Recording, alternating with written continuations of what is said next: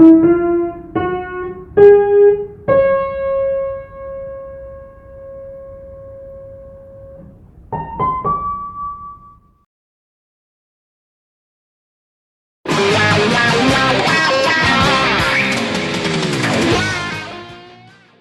go, mates!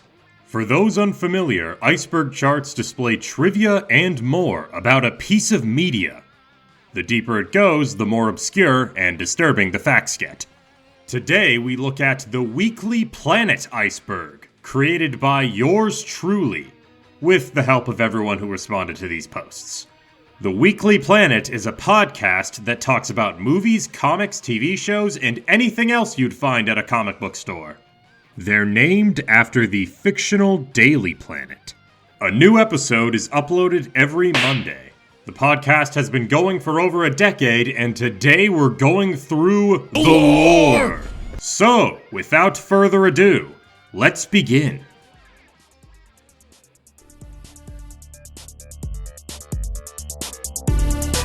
Spoiler warning! Spoiler warning! We're gonna talk about the details, y'all!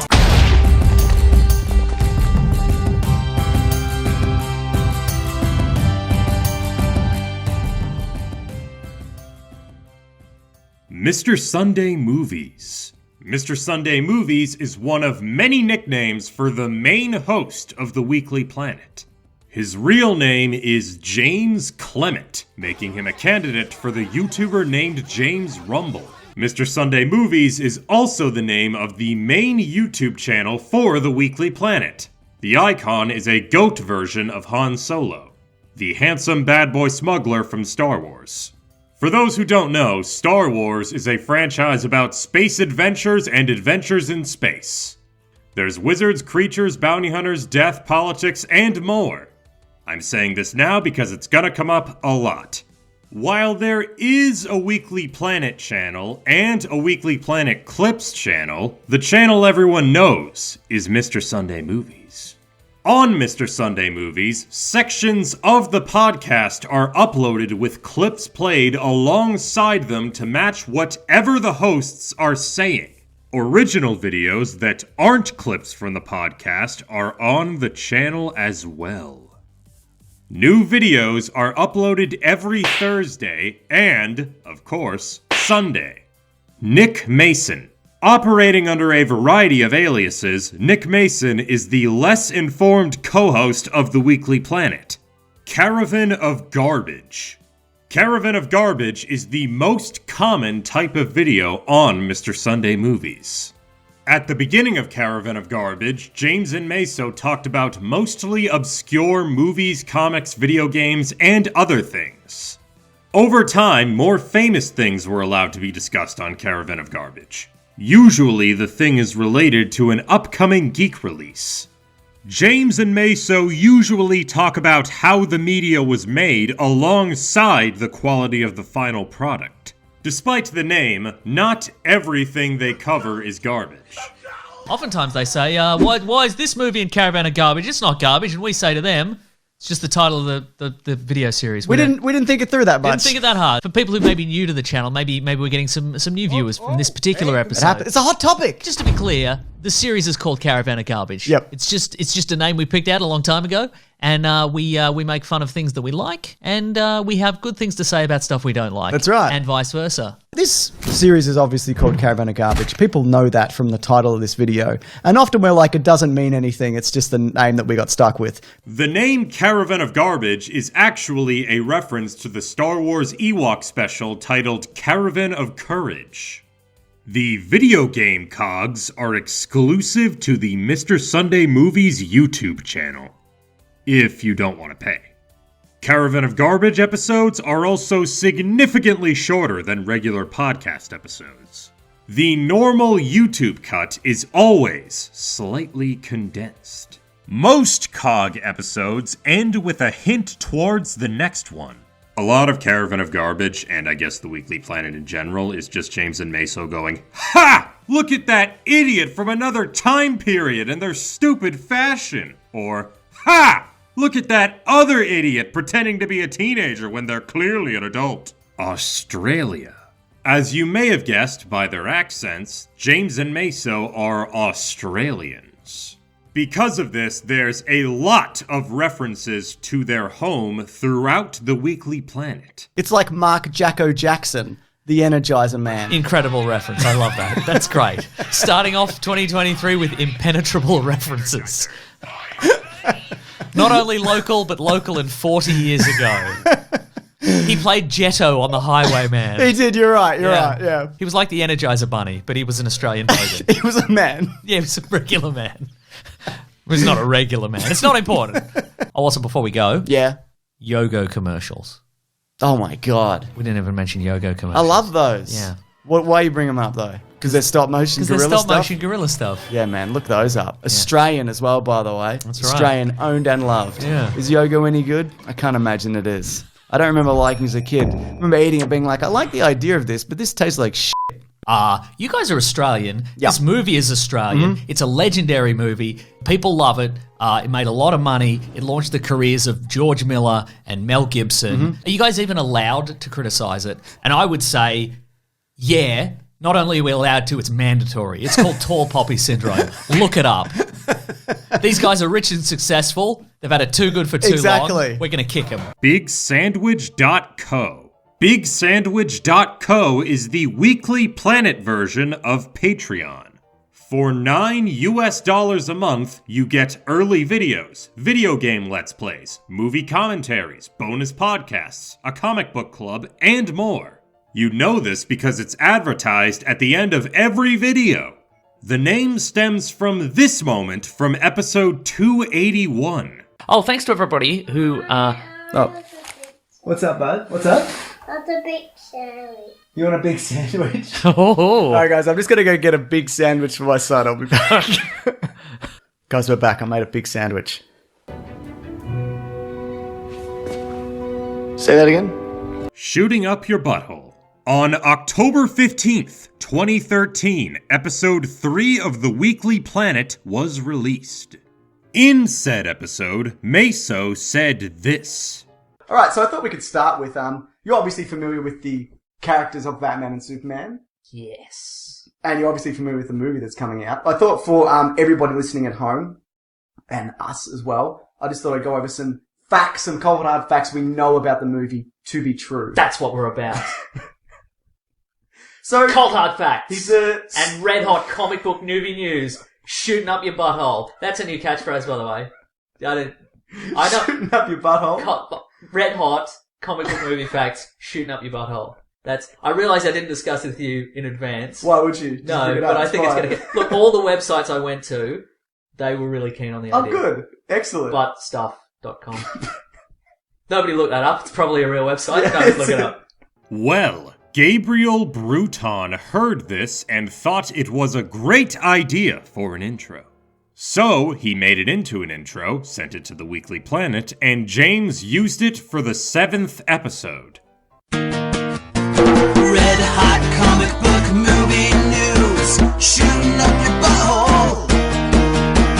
The Weekly Planet, the Weekly Planet.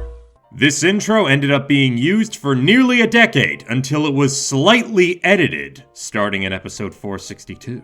Red hot comic book movie news, Defenders of the Earth. Defenders. The Weekly Planet, the Weekly Planet. Welcome back, everybody, to another episode of The Weekly Planet, where we talk movies and comics and TV shows. My name is James, also known as Mr. Sunday, and with me always for the first podcast of the new year is my co-host, Nick Mason, loving that new theme song. I'm loving it. We're back, and 2023, new year, new us, and some people might say, 2023, start afresh, for people who want to get into podcasts. But I say no, add an impenetrable layer to the podcast Correct. of just an inside joke that people who haven't been listening for literally years will not And get. they'll go to a Reddit page and they'll say, what's the deal with this? And it'll just be all joke answers.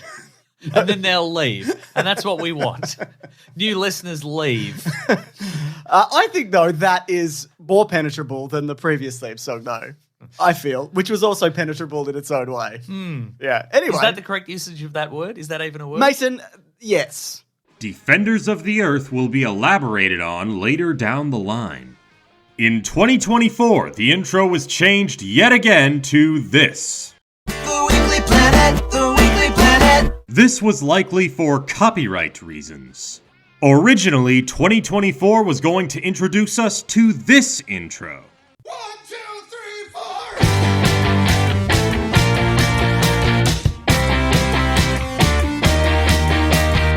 The Weekly Planet, the Weekly Planet. Despite being made by the same person, James thought it would turn people off due to being too different. So it was never used, which is a shame because it's way better than the other intro. Ben and Laurence. Ben and Laurence are the editors of the Mr. Sunday Movies uploads. James and Maso often tell them to do stuff, much to their chagrin. Why am I fixing this movie from fucking 13 years ago? Nobody cares. Exactly, because that's Ben's job. Hey Ben, we need a really competent edit of this film. We'll link it below when you've done. That's right. We need you to fix this. More naked hijinks, if you wouldn't mind. That's what gets the clicks. I accidentally glued my hand to him though. That's why I'm carrying him around.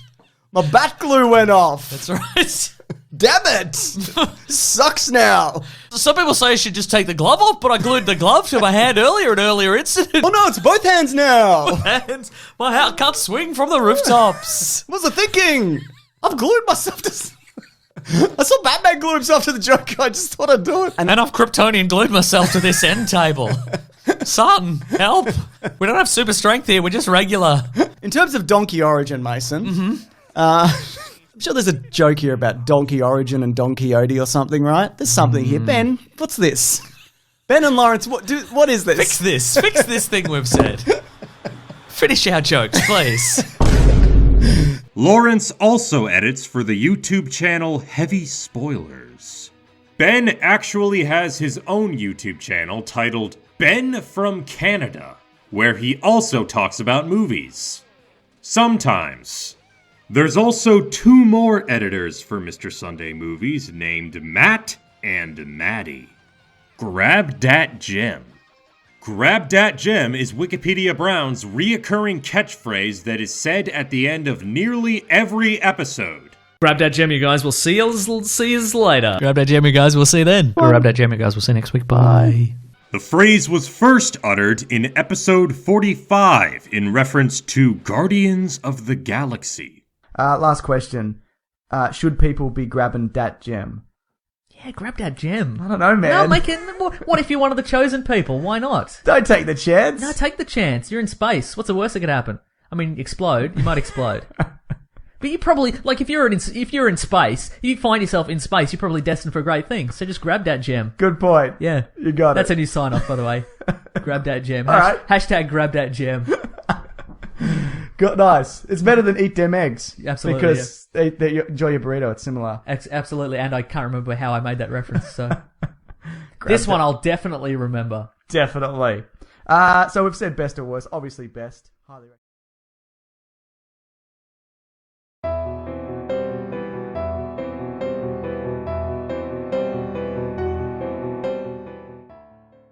Post-credit scene videos. The post-credit scene videos usually have James explaining the purpose of a movie's post or mid-credit scene. Maso is sometimes there to help. For those unaware, a post-credit scene is a scene that takes place after the credits, while a mid-credit scene is a scene that interrupts the credits, usually in the middle. Usually, these scenes are there to make a joke or set up the next movie. While these videos occasionally show up nowadays, they're not nearly as common as they once were. Easter egg videos. Back in the mid to late 2010s, James often released a video pointing out every Easter egg he can find in a geek-related movie or TV show. Maso is sometimes there. The movie videos were usually released while the film was still in theaters, so there's often little to no screenshots of the actual Easter eggs. While these videos occasionally show up nowadays, they're not nearly as common as they once were. Trailer breakdowns. Whenever a trailer for a highly anticipated film or show releases, James will release a video looking for the things that you might miss in said trailer. Maso will sometimes join. While the trailer breakdowns aren't as frequent, they still pop up at least once a year. The killer was the YouTuber, regular-sized James. What? No! Once the toast of the town with his trailer breakdowns and his 10 things you missed. I don't really do that anymore. Perhaps Deleted scenes videos. Again, back in the mid to late 2010s, James had a series of videos talking about deleted scenes from a recent geek movie.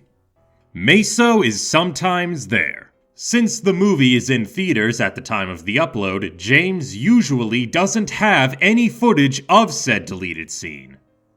Sometimes there will be a video that's both an Easter egg video and a deleted scenes video at the same time. Deleted scenes are also talked about during Caravan of Garbage episodes. James's family. James Clement has a family. More specifically, he has a son and a daughter. James was married to Claire Tonti, but they divorced. Thankfully, it was on good terms. More info on that here. Box office videos. At the end of every year, James and Maso list the biggest box office hits and bombs. This tradition started in 2018. Thankfully, there's more to the videos than box office numbers. James ranks the films based off of the actual profit each movie made. This accounts for money spent on marketing, delays, and other potential costs. If James can't find an official source on the marketing budget, he has to do some math. In most cases, if a film costs less than $100 million, you double the budget to account for marketing. However, if the film costs more than $100 million, the marketing is usually about $100 million. James's numbers don't take into account films being redeemed on streaming or money made from merchandise. Ironically, the bomb videos actually do better than the hit videos. Great Mates. Great Mates is the Weekly Planet private Facebook group. I'm not a part of it, so I have no idea what goes on in there. Weekly Planet posters. Whenever James and Maso come up with a stupid alternative name for a movie, Weekly Planet Posters creates a poster to go along with it. If the poster isn't in the video accompanying the podcast episode, go to Weekly Planet Posters' Twitter account. Guess the movie by the Savage Review. In May of 2020, a new series was started titled Guess the Movies by the Savage Review. In said series, Maso has to guess the movie, or miniseries, based on the 1-star Letterboxd review. Usually, each episode has a specific theme to tie all the reviews together. James often puts in a movie that has nothing to do with the video's theme to f with Maso. That movie is usually Joker. One time, James and Maso did the opposite, being Guess the Terrible Movie by the Good Review. Best movie ever or worst movie ever? James and Maso's criticism system has 2 ratings. Best movie ever or worst movie ever? There is no in between. I'm sensing a worst movie ever from you. Yeah, worst movie ever. I'm going to say best because I like it. Okay, that's right. Yeah. Okay, but best movie ever or worst movie ever? God, it's right there, isn't it? It's right there in the middle, yeah, but we have to choose, Then I feel. worst, because Yeah, I I wouldn't think- recommend it. Yeah, I'm going to say worst movie ever. Look, I was generally Yeah, I'm gonna say pretty best movie entertained. I'm ever. going to say best movie ever. Didn't yeah. hate it. I would 100% watch Top Gun Maverick over this any day of the week. Now, obviously, this is a joke. They're referencing how often people online give reviews that are either hyper-positive or hyper-negative. This was more the case in the 2010s, since nowadays the term mid is thrown around a lot. James even had a movie review show that was named after this system. This rating system was born in episode 4. How are we going to review these? Oh, sorry, I forgot to mention that. How this is going to work Is it going to be like 1 to 10? Am I going to do it in stars? Well, How I am gonna thought we could do something as technical and complex as that and give it a numerical value. review- Sounds like a lot of work. Sounds like way too much work. Also, people get really pedantic if you're like, I think it's an 8.5. They'll be like, what is this? You know, Yeah. all caps. Yeah. So I'm what like, we're gonna thanks, Dad. Yeah. God.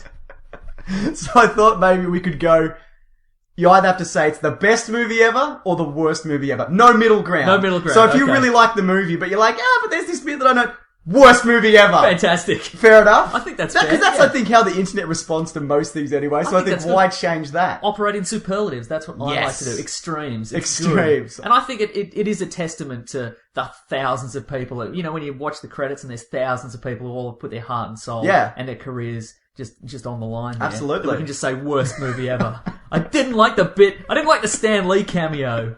What's he doing? What a waste. Worst movie ever. Okay, let's There's do this. better actors that could have taken on that role. What do you think the story was? In most reviews, James asks Maso what the story of the media they're reviewing is.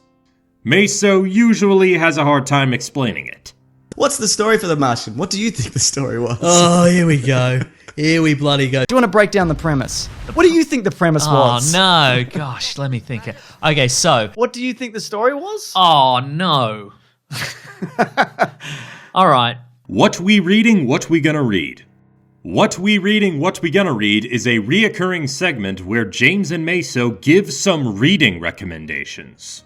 The recommendations aren't restricted to books, making the title in dire need of a change. The segment was born in episode 21. Mason, Yeah. we were talking about adding a new segment. It's called, I put it here, What We Gonna Read, What We Reading. You've written that on crayon. I sure have. On your iPad, which I is know, weird. I know, right? It's basically where I thought we could briefly talk about during an episode something that we're reading or something that we're planning to read. Maybe at the end of the episode. Sure. Is this the end of the episode? It's close enough. Ooh. Oh, you know what? Read or we could watch. We could watch Yeah, the it's show. anything. It's anything Yeah. that we're into. This is so vague, but I love it. I love how vague it is. In episode 25, James came up with a theme song on the spot for What We Reading, What We Gonna Read. Alright, Mason. Well, now it's time for What We Reading, What We Gonna Read. Well, as you... I'm doing the thing. What are we reading today? That was pretty good. That was off the cuff. Can you believe that? I can believe it was off the cuff, certainly. Joseph the Basilisk Lisk heard this, added a piano to it, and sent his work to the Weekly Planet. James then used it in episode 30, and it's still the jingle to this day. I'm doing the thing. What are we reading today? That's great. He's really nailed it, hasn't he? He has nailed that. Yeah. He's nailed it.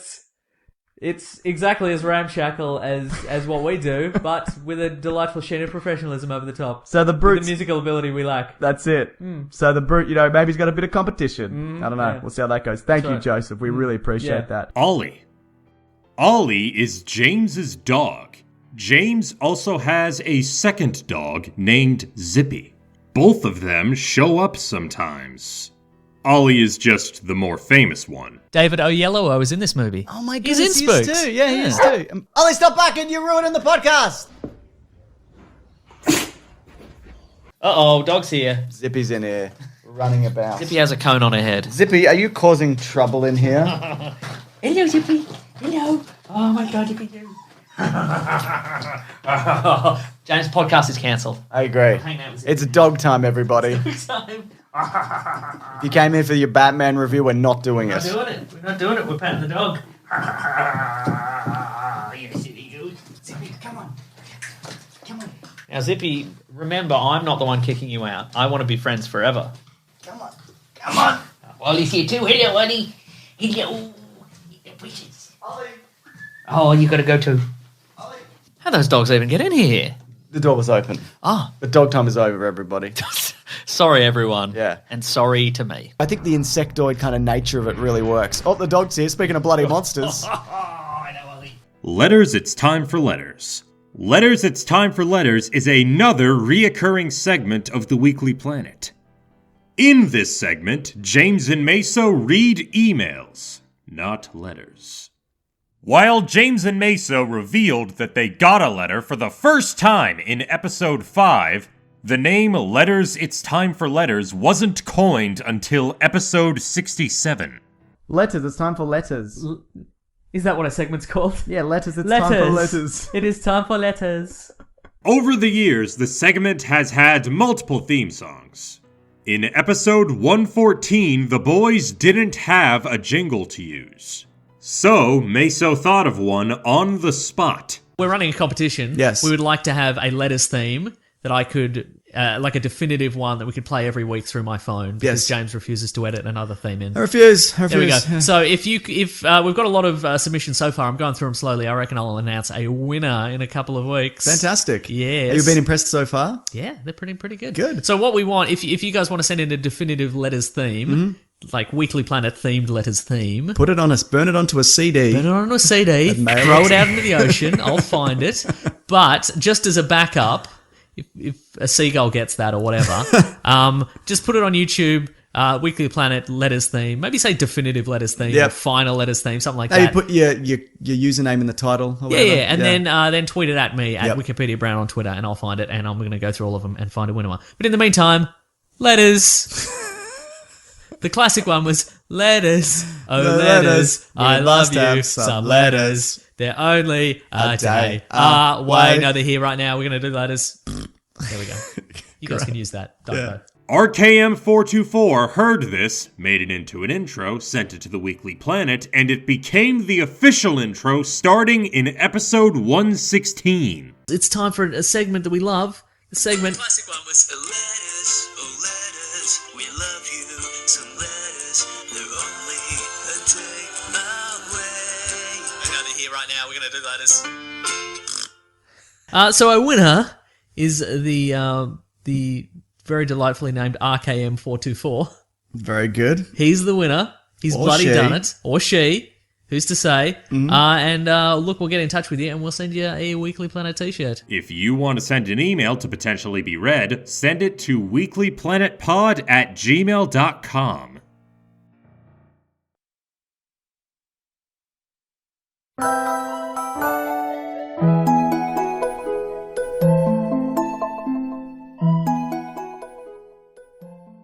Tier list videos. In 2023, the boys started a new series on Mr. Sunday Movies. Tier lists. In this series, they make a tier list, which is a concept originating in video game culture where playable characters or other in-game elements are subjectively ranked by their respective viability as part of a list. These tier lists usually rank things that are related to movies, comics, and TV shows. Kill counts and supercuts.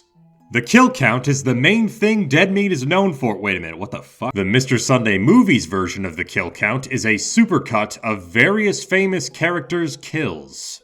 Each video combines the numbers of every official, mostly theatrical version of said character. The playlist with the kill counts also contains supercuts of various things that happen a lot to certain characters. James's last supercut was Every Time Captain America Gets Punched in June 2020. 16-bit scenes. 16-bit scenes is a series of videos featuring 16-bit animations of a famous scene from a geek movie. The animations are done by John Stratman and uploaded to Mr. Sunday Movies. Sometimes the videos contain a behind-the-scenes segment. To this day, Avengers vs. Thanos 16-bit scenes is the most viewed video on Mr. Sunday Movies. Quiz videos. Sometimes James and Maso will upload a video where they attempt an online quiz. Usually, this is done to celebrate a movie release or some other special occasion. Merch. Weekly Planet merchandise is available on TeePublic. They've got shirts, magnets, pins, stickers, the whole 9 yards. Tax season. Every Halloween season, James declares it to be the spookiest time of the year. He then clarifies that he's not talking about tax time. Hello, everyone. It's the spookiest time of year, and I'm not talking about bloody tax time, am I? Or spending the bloody weekend with your in-laws, am I right? I'm talking about Halloween. Enough jokes. It's the spookiest time of year. It's very spooky. It's the spookiest season of the year, and I'm not talking about bloody tax time, Mason. That Great. joke only works in Australia. It's tax time is different in America. The build up to the most festive time of the year, and I'm not talking about bloody tax season, Mason. James, why would you be? That's not the most festive season. It's a joke that I normally do. Like, I do it in relation to, like, the spookiest time of the year. Disagree. I think you've just made a stupid mistake. Tom Cruise. Tom Cruise is an American action star. The boys like to talk about his dangerous stunts, his religion, his normal behavior, his passion for cinema, just anything and everything that makes him ever so incruisable. Each time they covered a Mission Impossible movie, James attempted to replicate a Tom Cruise stunt from said movie. For MI1, he did the disc trick. For MI2, he replicated Tom's outfit. For MI3, he replicated the car slam. For Ghost Protocol, he tried the building climb. For Rogue Nation, he held his breath for much longer than 6 minutes. And for Fallout, the stunt went horribly wrong. The stunt era briefly returned for the Caravan of Garbage coverage on the Captain America trilogy. The stunt this time around was James attempting to climb a flagpole, just like Captain America and his fellow soldiers were supposed to do. On the first attempt, James failed, but on the second attempt, he succeeded. Robat Battinbat. In 2019, it was announced that famed Twilight star Robert Pattinson will be playing Batman in The Batman. For those unaware, Batman is a fictional night-stalking, crime-fighting vigilante who usually has a rule against killing. Before the casting was confirmed, and when it was only rumored, James and Maso came up with a nickname for Robert Pattinson's portrayal of Batman. What are we going to go with? Are we going to go with Robert Battinson? Yes. Or are we going to go with Patman? What about Robat Battin's Bat. Robat Battin's Bat. Okay, good. All right. Because I think the two that I suggested were probably more mainstream. You know, they were a bit. You've added a third layer. Yeah, we've added a third layer with Robat Battinbat. So we're going to go with that. That's his new. That's Robat Battinbat. Yeah, Robat Battinbat. Ever since, Robat Battinbat has been the unofficial name for Robert Pattinson's Batman. There's even some Weekly Planet merch for it. Westworld. The Westworld franchise is about an Old West-themed amusement park. Each environment of said park is populated by the hosts, biomechanical robots indistinguishable from humans. In 2020 to 2022, James often interrupted the what we reading, what we gonna read theme with Westworld. We're doing what we're reading, I guess. Yeah, nice. It's not just any what we're reading. We've got a specific thing. And don't worry, I'm going to fix the theme song so we can talk about it. You ready? Yeah. I'm doing the theme.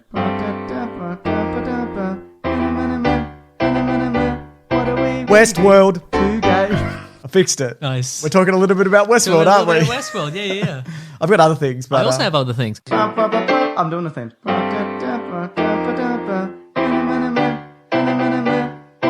Westworld. You are a goose. I'm doing the theme.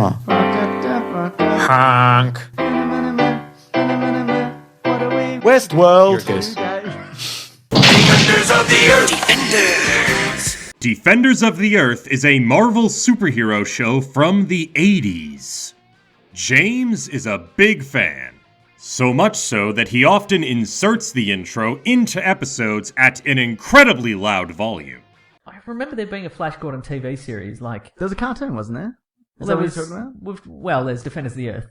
Oh, yeah. Doesn't- Best theme song ever. I'm going to put that in here. Great. Out of the sky, his rockets ignite. Jets into battle, flying faster than light. Flash Gordon. By the way, I feel like whenever we bring up Mandate the Magician, we should bring up Defenders of the Earth, and when we bring up Defenders of the Earth, I should play the Defenders of the Earth theme song. Defenders of the Earth. Defenders. Mitchell says, I expect tomorrow's episode of Weekly Planet Pod to be entirely made up of super loud inserts of the Defenders of the Earth. Defenders of the Earth. Defenders. As mentioned in the first layer, the Defenders of the Earth theme was also briefly part of the official Weekly Planet intro. Red hot comic book movie news. Defenders of the Earth. Defenders. The Weekly Planet. The Weekly Planet. Green Trivia. Most Caravan of Garbage episodes have a segment where James lists some trivia about the media they're covering. These trivia segments usually have a special name related to the media. However, starting with Green Lantern 2011 and ending with Transformers the Movie 1986, nearly every trivia segment was just called Green Trivia. The motive behind this was that James was sick of people criticizing him for the names of each segment. Sometimes Green Trivia accidentally matched the media they were covering. Blue Harvest. In the Caravan of Garbage on The Phantom Menace, James and Maso shared this exchange. Will you hear anything new here? I don't know. I've tried to grab some talking points that maybe people haven't heard of before. Some classic hits as well, James, let me tell you this. Did you know that the original working title for Star Wars was Blue Harvest? Did you know that? We're not talking about Blue Harvest, Mason. Oh, I gotta go and watch a movie real quick then. Despite how well known this fact is, thanks to Family Guy and Nerd Friends, Maso mentioned it again in the following episode. Did you know Yep. that the original working title for Star Wars was Blue Harvest? Is that true? It's true. Wow. As revenge, starting here and ending at Ghost Protocol, for now, James found a way to sneak Blue Harvest into nearly every single Caravan of Garbage trivia segment. Like all MCU Phase 2 movies, somebody loses an arm or a hand or something, which is a homage to The Empire Strikes Back. Now, in a similar bit of Star Wars trivia, did you know the original Star Wars had the working title of Blue Harvest? I didn't know that. That's fascinating. Yeah, so that's some good stuff to kind of It's a good pull piece that of out trivia of to end on. Yeah, if you're in a pub, Yeah, or at a pub quiz. Yep. Everything's riding on it. That's the last question. Yep. Trust us. Bang, Star bang. Wars Blue Harvest. You got it. You won that meat platter. Now, unusually, Mason, the particular shade of lipstick that Damodar, which is the bald guy, With the snakes in his ears. yeah, with the snakes in his ears, Damodar snake's ears. Rare example of nominative determinism. the lipstick that Damodar snake ears wore required a particular strain of seaweed that only when cultivated and harvested correctly would give it the bluish hue required before application. Mason. So, as a result of that situation, it actually led to the working title of this movie being Blue Harvest, which funnily enough was the working title for the original Star Wars. Viewers, how far into that sentence was it before you realised what he was doing? For me, I didn't know at all. yeah, well, look, I didn't. For me, it was not so much the words, it was just the little glint in your eyes that you got before you started the sentence. I'm like, oh, here we go. I'm glad no one else could see that. Here we go. Yeah. So a new form of light foam rubber was used to make the superhero costumes, and this helped the costumes weigh less than any other Batman film. But as a result of that, they often ripped and tore very easily, and they actually needed to be replaced or repaired quickly from the 100 plus costumes which were harvested or built for this. And there was a very real possibility. There was a very real possibility. This is your worst one yet. There was the very real possibility. You really had to shoehorn that Listen in to there. me, Mason. All right, You're go not on. listening to me. I'm listening. There was a very real possibility that when the skin was exposed because of the cold sets, they would turn blue. Anyways, in an interview with the Burleson Star in Texas. Disgraceful. Fans have also got in on the joke, and potentially movie studios. Blue Harvest even found its way into the Reddit post that helped make this video possible. Now the man who made the joke is starting to fall for it. You know what I don't like about Blue Harvest? Yes. Is that every second comment is somebody repeating it back to me. But that's how you know That's it's cut my through. fault. That's why it's cut through. Yeah. And I also don't like it because sometimes it gets me. I start reading something and I'm like, Yep. I get halfway through and I'm like, they got me. And it's my joke. By the way, James and others keep saying that Blue Harvest was the working title of Star Wars 1977 when it was actually the working title of Star Wars Return of the Jedi. I don't know how that happened, but here we are. Blue Harvest was so beloved that it won the 2022 Weekly Planet Award for Favorite Running Joke or Segment. More on that later. RODNEY. Starting with Man-Thing 2005 and ending with Transformers the Movie 1986, nearly every single Caravan of Garbage trivia segment featured this guy from Man-Thing yelling Rodney a bunch of times. Rodney! Rodney! Rodney! Rodney! Rodney! Rodney! Rodney! By some coincidence, the man in the Green Swamp would often be partnered up with Green Trivia. The Grub Era. In 2023, James and Maso coined the term the Grub Era. They put it on a shirt and everything.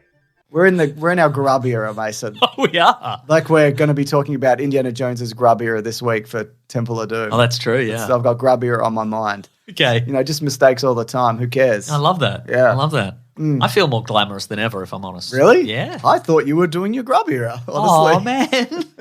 Oh. It's just the way that you present yourself. That's all. That's the only reason I say that. No. I thought I was doing really well. Oh.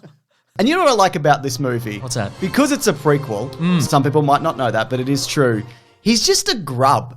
I love this grub, no lessons have been learnt, Indiana Jones. Oh, I see what you're saying. He's a maniac. You can regress the character. I see what you're saying. Oh, no, it's the guy from the last movie, and he's in his Grub Era. Look how grubby he is now. Judging by my inferences and what this guy from Reddit said, the Grub Era is defined as being a dirty, unclean lad who hasn't learned any lessons yet and is acting like a maniac. Hot scoop or shot of poop? Hot Scoop or Shot of Poop is yet another sometimes reoccurring segment on the Weekly Planet. In this segment, Maso tells us some red-hot behind-the-scenes news from an anonymous source. If the news turns out to be true, it's a hot scoop. However, if the news turns out to be false, James has to drink a shot of poop. So far, James has never held his end of the bargain. Maso's Minigun Minute. Maso's Minigun Minute is a reoccurring segment of the Weekly Planet. In the segment, Maso will judge a film's use of a minigun. Most Minigun Minutes get a 0 out of 10. The name was first coined in 2015. So that's Mason's Minigun Minutes. It's Minigun Minute. The Rookie. The Rookie is a police drama following the LAPD's oldest rookie. Recently, the boys have been attempting to gaslight each other into thinking they're big fans. You've watched all 6 seasons of The Rookie starring Nathan Fillion. I Is haven't that seen true? that. No, that's a lie. What is that about even? Because I like don't he's a rookie beat cop. Why have you brought this up? What's The Rookie on? Why are you obsessed with the rookie? I'm not. What's I'm going asking on? you. What do you think I it's on? don't know what it's on. It's over here. It's probably on like 7 Wow or something. Over at your house, it's on the shelf in DVD form. That's right. And Blu-ray. I updated. I'm going to give you something that I am watching. Is it It's The called- Rookie? No. Okay. Do you think I should watch it? We established off air that James has no plan for this. Nobody He's said anything. No, you said you had no plans for. I said, "What's your game No here?" plans. And you said you I've have got no plans. You said you're just throwing this out there to see what happens. And I guess it's my job to spin this into some sort of coherent bit. Is it? I'll give it my bell, but more work for me. This is my version of watching all the extended editions of The Lord of the Rings, is picking up what you're putting down, this scrap of an idea, and turning it into a bit, is it? All right. See you next week for bloody. So you're going to come in hot with an absolute With an absolute cracker of a fucking conclusion. with a Shakespeare style conclusion to James tells people I've seen the TV series The Rookie. all of it. All the whole thing. Yeah. Despite being popularized in 2024, The Rookie was name-dropped way back in 2018. Thank you, Jason. There's a new show where Nathan Fillion, he's a rookie, but he's 46. He's a rookie cop, but he's 46. So that's maybe he's got a little bit of street cred and street knowledge, or maybe he's a bit old for this bloody job, Mason. Yes. That's it. I don't know. I just saw the poster. Okay. And he looks good. Great. Is he charming? Does he looks have great charming. hair? I think he's lost a bit of weight. Yeah. Anyway, good on him. Comicbookmovie.com. Comicbookmovie.com is where the Weekly Planet got its start. The Weekly Planet actually used to be the official podcast of comicbookmovie.com. In 2017, James stated that he will move away from CBM.com. I'm not going to say, I think move away from the comic book movie thing, because I haven't really posted there in a while. Like, I'm not an editor anymore for some reason. So I'm just gonna this is the new intro. We're going to do this every week? Okay, great. r/Weekly Planet Podcast. r/Weekly Planet Podcast is the official subreddit for the Weekly Planet Podcast. It's got memes, fan art, official announcements, the whole 9 yards. They helped me find sources for this video. Hate Mail But the Hate Has an 8 in it. Hate Mail But the Hate Has an 8 in it is another sometimes reoccurring segment of the Weekly Planet. In said segment, James reads Maso some hate comments. There's never exactly 8 of them. The segment is sometimes called Hate Mail But There's an 8 in the Hate. Raw Callings. Raw Collings is an editor for the Weekly Planet, community guy at Planet Broadcasting Network, and a YouTuber. He uploads animations of famous moments of the Weekly Planet. Unfortunately, he hasn't uploaded anything on YouTube since November of 2022. Don't mean to get political. As a response to complaints, James often apologizes for getting political. I better use some Tic Tacs just in case I start kissing her. You know I'm automatically attracted to beautiful. I just start kissing them. It's like a magnet. Just kiss. I don't even wait. And when you're a star, they let you do it. You can do anything. Grab them by... Oh, no, sorry. This wasn't supposed to be here. And look, I know some people don't like it when things get political. Keep politics out of movies and YouTube. That's what I say. I'm with you. It's PC gone mad. I'm also mad at the snowflakes. It's me and you. We both think that. So the gag in the script was that he would turn into a cartoon version of himself. And then George W. Bush, which is so topical and on point at the time. Because he was big in the news for, like, being the president in war. I don't know if you remember. I remember that, There was a big war at the time. I remember. Yeah, but Warner Brothers... He's one of the monsters they should have put in this movie. Whoa, you'll say anything. That's right. I couldn't think of a third one after Slobodan Milosevic. But that'll do nicely, thank you. Yeah, no problem at all. Listen, we don't like to get political on this show, so please tell us how you don't like us to get political on this show. Rich white boy cries on a golf course while literally everybody else is dealing with bigger problems. And I'm not talking about bloody Donald Trump, mate. Got him! I got him! Yes! Finally, somebody got him! Oh, he's gonna... Hate to get political, but how can you not make that joke? That's right. How can you not make it? Got him, Maso! James, a word from the AP Newswire. He's clearing out of the White House. He's quits. James, he's quits. You got him. You finally got him. Sorry to get political, everyone.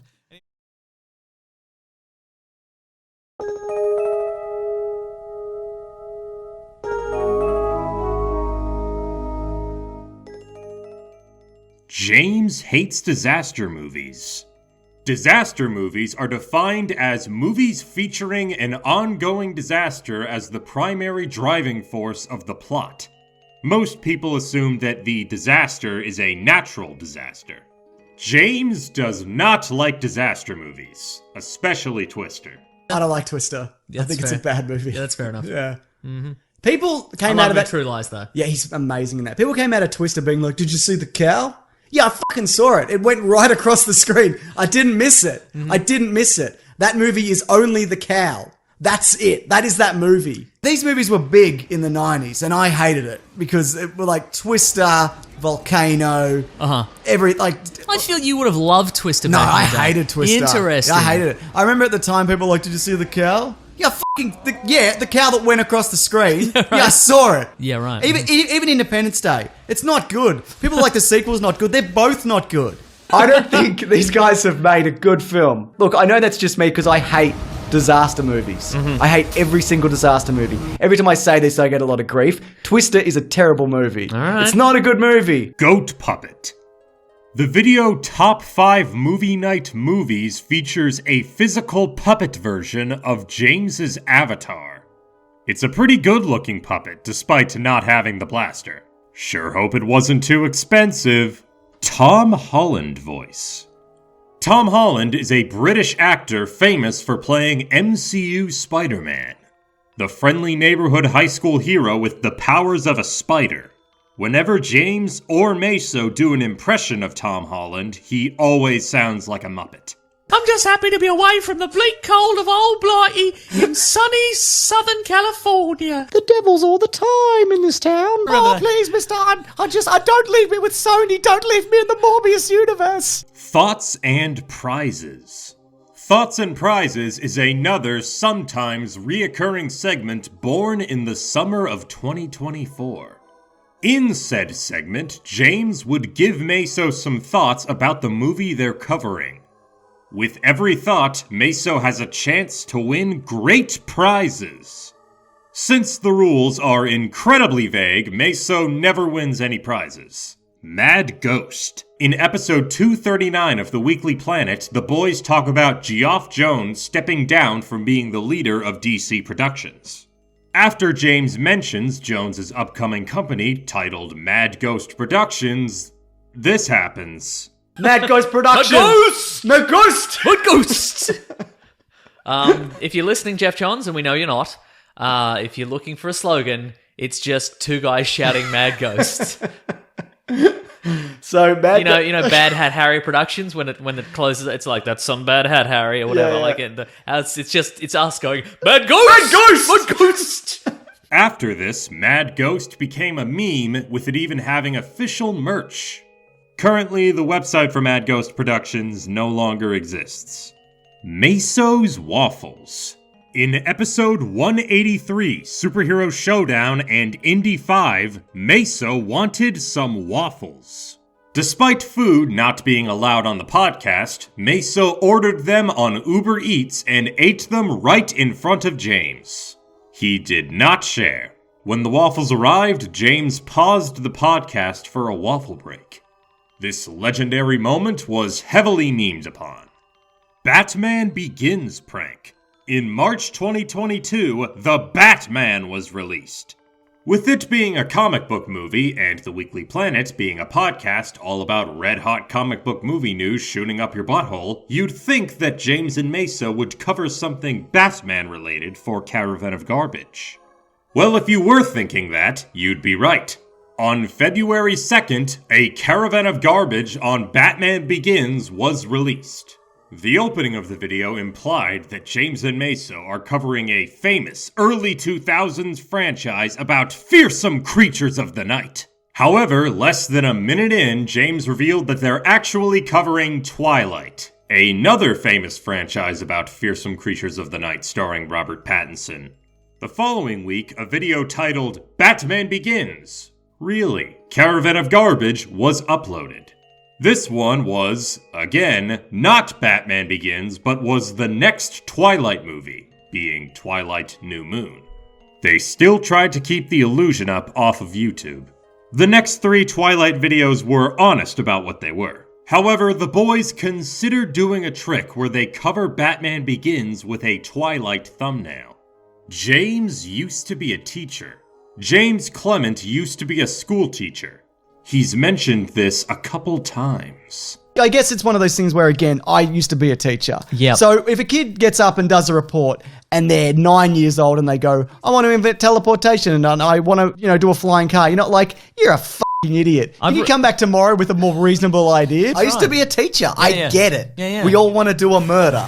I tell you what, as a former teacher, homework. It's busy work. You shouldn't have to do it. If you get home from school, and I'm not saying don't do your homework, you got to do whatever you got to do. But if you get home from school, you shouldn't have to keep working. That's bullshit. It's just conditioning you for the workforce so your boss can call you and be like, hey, I'm some dumb cunt and I need you to do something. I'll bleep that You're out. gonna have to bleep that, yeah.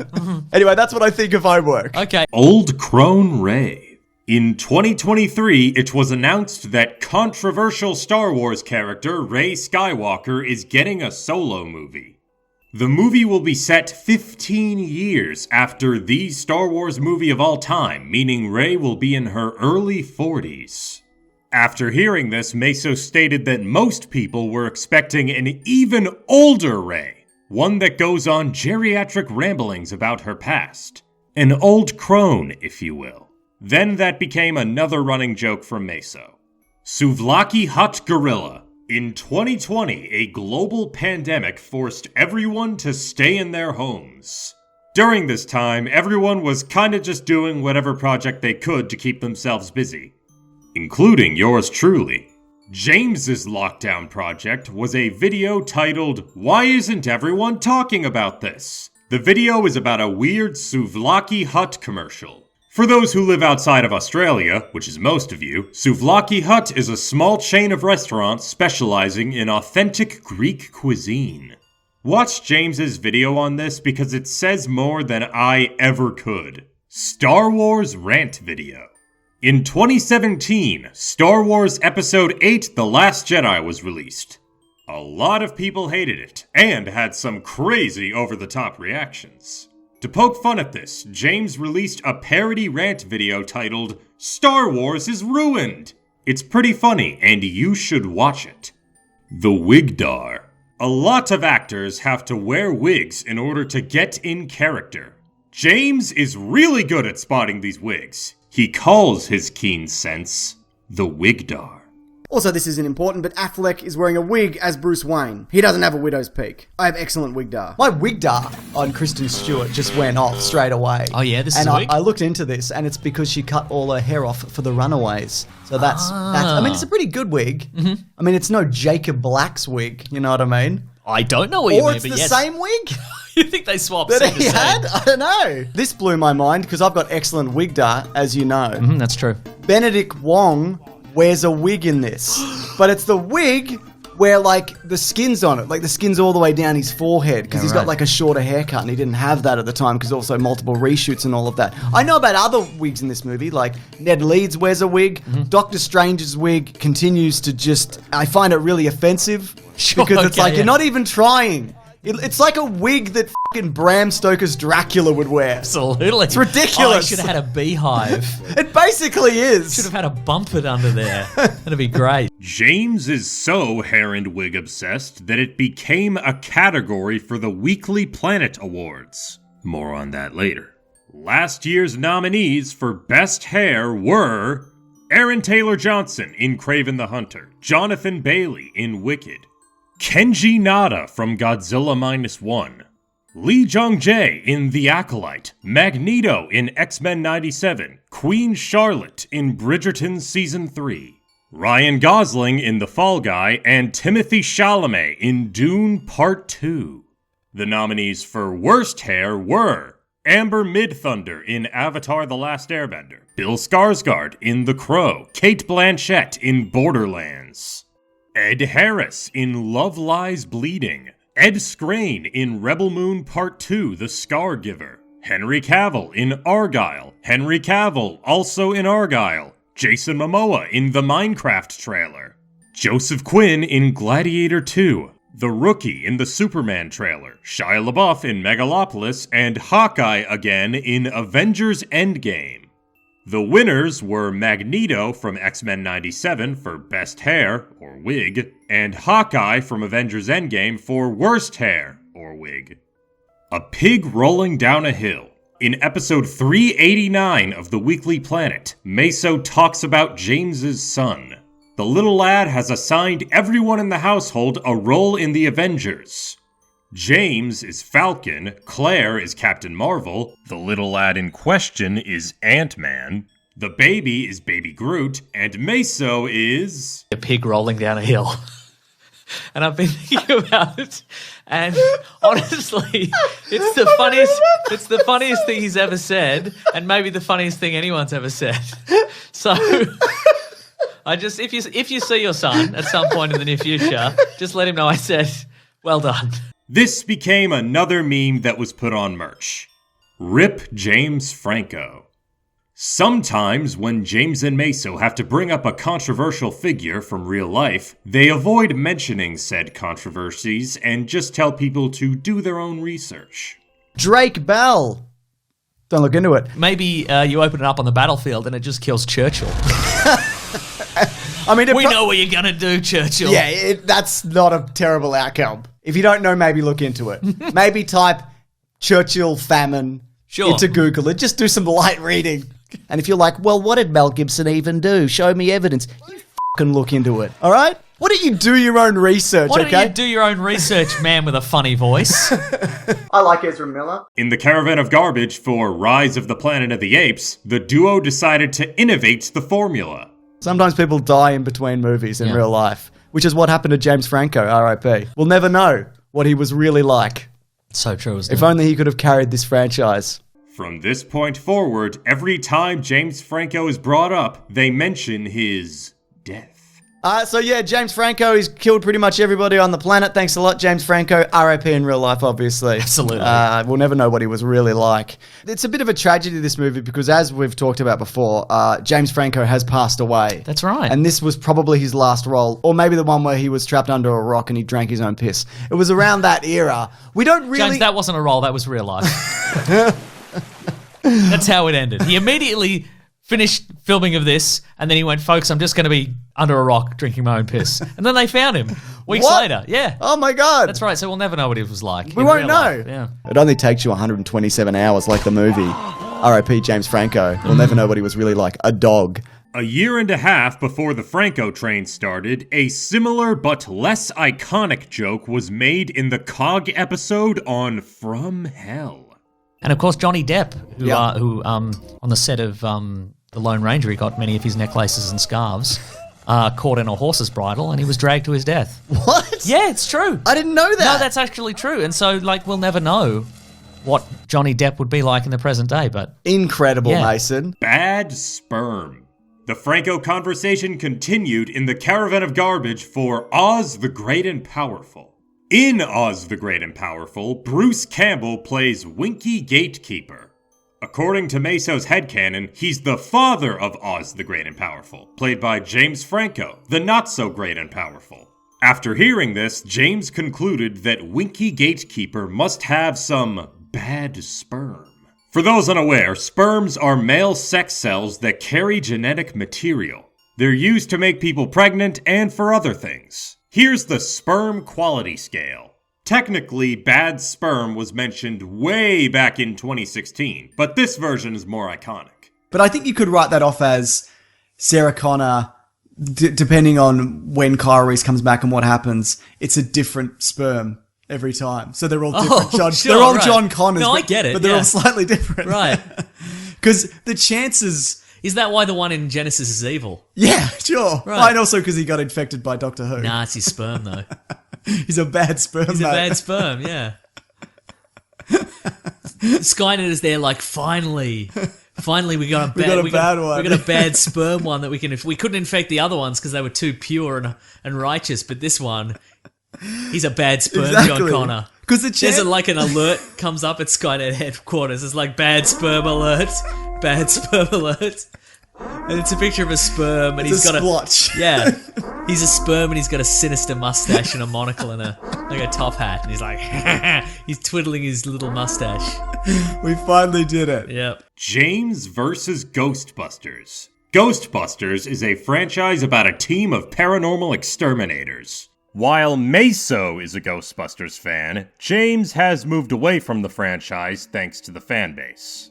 A fanbase that he still baits into attacking him to this very day. I also think there's too much stuff in this of look what people are saying on the internet about us or whatever. And it's don't bring that into this. That's something I know that happened in the real world and was terrible and really vitriolic. And people said fucking horrible things to the people in this movie. This was just peak 2016. Oh, SJW's pan. It's just that. I had a fond memory of Ghostbusters 2. Ghostbusters 2 is good. I don't care what anyone says. It's good. That's a good movie. Yeah. And then rewatching it, I'm like, nah, this isn't good. This isn't good. And a lot of people, though, are very upset that we said Ghostbusters 2016 is is better. Look, I think the only thing that makes that, if I had to say that one's got an edge in any way, it's that the original cast returns. But beyond that, Yeah. there's not really that much to it, really. yeah. I can understand why you might be like, oh, it's all the characters that I love and they're back and they're doing a new adventure. And that in itself, I completely understand why that is appealing. But it's just not very funny. And the other thing is, and this is so I don't know, some people might not like this. I don't give a fuck about Ghostbusters. Sure. I don't care at all Yeah. about it's a thing that I've always sort of liked, I guess. But I know you've always been a massive fan of the first one. But they could bury it all, and I don't give a shit. And I just still get comments today that are about Ghostbusters, and I regret we ever talked about them ever for a single fucking second. Big mistake.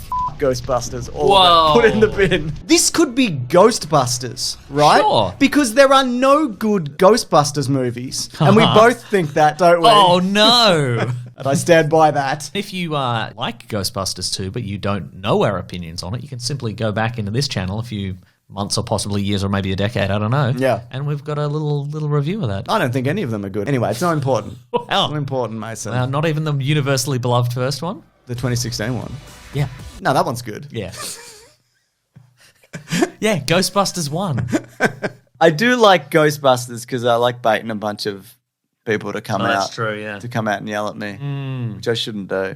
Well, he admits it. Guy who doesn't know what Star Wars is. The guy who doesn't know what Star Wars is a sometimes reoccurring Weekly Planet character played by Nick Mason.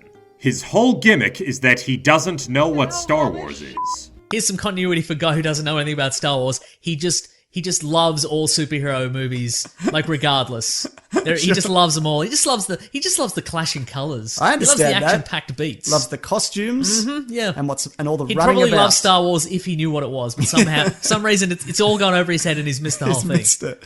Do you love Star Wars, Mason? It's pretty good. So you're not the guy who doesn't know what Star Wars is today? Not today. Okay, good. That makes my job much easier. There was a new The Last Jedi TV spot. Oh, who's this at the door? Oh, no. Come in, I guess. Who could this be? Hey, it's me. Hey, what? Yeah, what? Oh, sorry, this is the wrong house. I'm gonna go. I couldn't be bothered doing it. And they announced some Star Wars shows.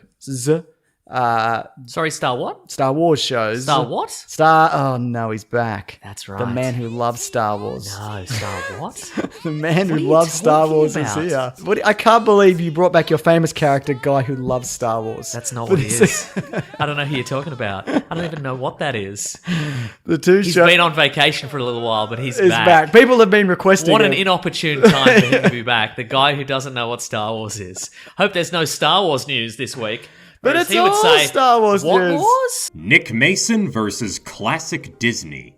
Despite being one of the most famous children's entertainment companies in history, Mason did not grow up with most classic Disney movies. So, whenever they covered a Disney animated movie for Caravan of Garbage, it was usually Maso's first time watching. As of right now, Maso hates Dumbo alongside James, hates Lion King, likes Aladdin, likes Frozen, and likes Mulan. So I guess it all worked out. Get f***ing vaccinated. As mentioned earlier, in 2020, a global pandemic forced everyone to stay in their homes. In 2021, a vaccine for the pandemic was released to the public for free, for the most part. However, some people refused to take the vaccine, for reasons. As a response, James decided to give his take on the situation in the video The Suicide Squad 2021 Post-Credit Ending Scene Explained. So if you haven't already, get vaccinated if you can, and maybe things won't keep getting delayed. That's all I'm saying. Now you might be thinking, but James, you're wrong. I looked into it, and the science in some cases actually points... No! You're wrong! The information you are working with is incorrect! Now, I do understand, however, if you are one of the few people who can't get vaccinated for legitimate medical reasons. And I'm so sorry. That must be incredibly frustrating. You know, that feeling like the world is moving on without you. But, you know, for everybody else out there, get vaccinated! And if you are unsure of any potential side effects specific to you, please chat with a qualified medical professional. It's okay to ask questions. In fact, I encourage it. But then get fucking vaccinated! Yeah, but vaccines don't even work. You can still get COVID if you wear a mask and you are vaccinated. I know! This is a known fact! People know this. It does, however, greatly decrease your chance of dying or suffering any long-term side effects or perhaps passing it on to others. But total elimination of the virus only happens when a certain number of the population gets vaccinated. Yeah, but James, I'm a person who actually agrees with you. I just think using this aggressive tactic to belittle people who disagree with you is doing more harm. I don't give a shit. I'm sick of this fucking pandemic. I want to travel and cartwheel and go to bars and shit. I'm sick of movies being delayed. They already delayed Clifford the Big Red Dog. Anyways, I'm sorry for yelling. I'm going to calm down. And I'm just going to move past. You know what? I'm not sorry. Get vaccinated. Many of the people in media who are telling you not to get vaccinated, they're actually vaccinated. They're lying to you for financial gain, to the detriment of your health. You might think that I'm lying, but I'm not. I just want things to go back to the way that they were. Maybe. One day. And I'm not sorry for yelling. I'm ending this video on pure aggression. Goodbye. The phrase "get f***ing vaccinated" became yet another catchphrase for Weekly Planet merch. Yearly awards. Every year, James and Maso give out awards related to mostly geek media. The awards can be given to things from previous years. The 2024 awards were given to Deadpool and Wolverine for Best Comic Book Movie, The Penguin for Best Comic Book Series, Venom: The Last Dance for Best of Spum, Magneto from X-Men 97 for Best Hair or Wig, Hawkeye from Avengers Endgame for Worst Hair or Wig, Colin Farrell from The Penguin for Best Transformation, Elon Musk for Most Normal Man, Nick Mason watching all of The Rookie for The Weirdest Thing That Happened, the entirety of Spum for The Game Is On, Transformers 1 for Best Animated Movie, Alien Romulus for Best Horror Movie, for some reason, Fallout for Best Game Adaptation Thing, YouTube for Best Streaming Service, Astrobot and Indiana Jones and the Great Circle were tied for Best Video Game, Lord of the Rings for Favorite Caravan of Garbage Series, The Acolyte for Worst Series Ever, The Penguin for Best Series Ever, Joker Folie à Deux for Worst Movie Ever, The Fall Guy for the Most Just a Movie, and Dune Part 2 for the Best Movie Ever. Some of these will be elaborated on later. James's brother that Maso doesn't like. James has a mysterious unnamed brother that Maso doesn't like. He's mentioned a lot. But you might have already known that if you saw my brothers earlier, who the one that Mason likes, hand up, and the one that Mason doesn't like. They're both pretty good, actually. Your brothers? No. No. Only one's good. I did not say that. My brother, Mason, the one you don't like. Interesting. Do you remember when he bought like 20 or 30 Boromir action figures so that they'd increase in value over time? Oh, yeah. How are they doing? Here's where they're at. Here's some numbers. Okay, great. Yeah, not well. You still have them? Oh, yeah, he's got them. Of course He's got a big collection. Yeah.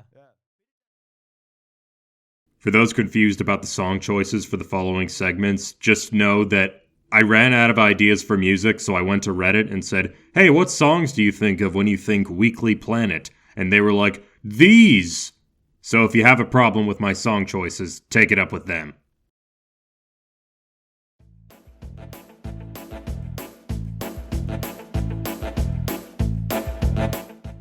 SPUM.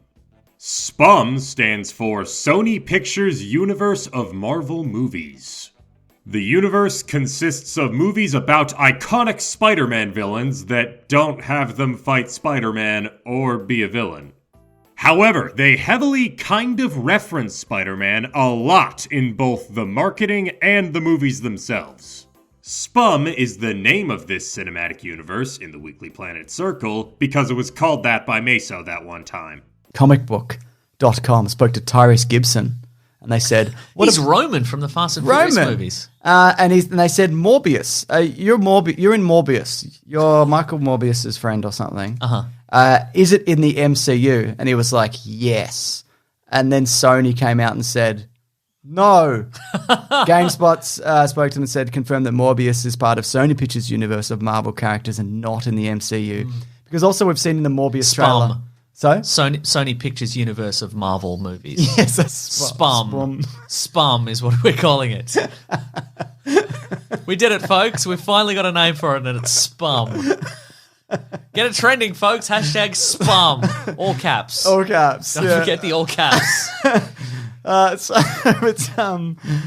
But in the Morbius trailer, SPUM. Oh, that's stupid. It's called the Sony Pictures universe of Marvel characters.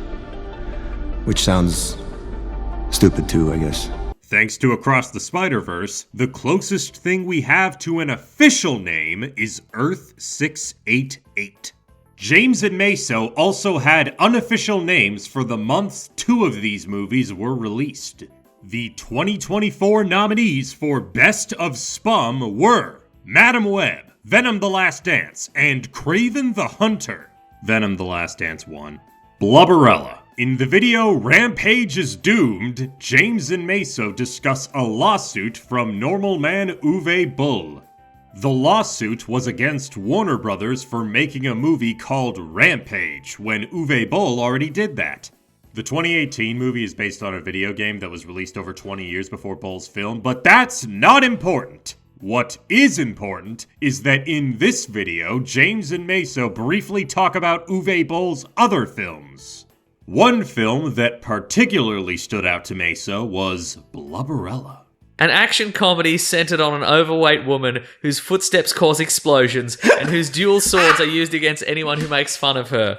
It's also set in 1940 in Germany. 4-hour rant compilation. In 2023, YouTuber Failing Frequency uploaded a nearly 4-hour compilation of Mr. Sunday Movies' rants. The video has James ranting about weddings, the little drummer boy, people who annoy him from real life, and much, much more. He also says something that I think a lot of people from a certain internet circle really need to hear. It's really at the point where, I don't even want to fucking talk about this because I just don't want these insane incels. And, people hear that and they're like, well, just because I don't like it doesn't mean I'm an incel. If I say that and you go, you're talking about me, that's something that you need to deal with. Red Notice. Red Notice follows an Interpol agent and an art thief attempting to track down the world's most wanted thief. The boys have done a commentary on the film, however, it's exclusive to BigSandwich.co. Despite never releasing a free and public review of the movie, they bring it up a lot. I'm too busy watching Red Notice. That's right. Oh, that reminds me, if I get any of these wrong, it's because I'm watching Red Notice. What we have to do right now, and you're going to hate this, we're going to have to put down our phones and stop watching the movie Red Notice. Oh, which well, we're come on. both watching on separate devices and on this television in this room. Yeah. And on the fridge. Yeah. We put it up on the fridge. But I mean, it wouldn't have reached Red Notice numbers. No, how could it? Denny's story. Denny's is a restaurant chain that sells breakfast food. In the Caravan of Garbage for The Santa Claus, James recounted his experience with Denny's. In 2017, he went to America for, among other things, a wedding, a Screen Junkies collab, a Collider collab, and a Vegas Bucks party. For those unaware, Bucks party is British and Australian slang for bachelor party.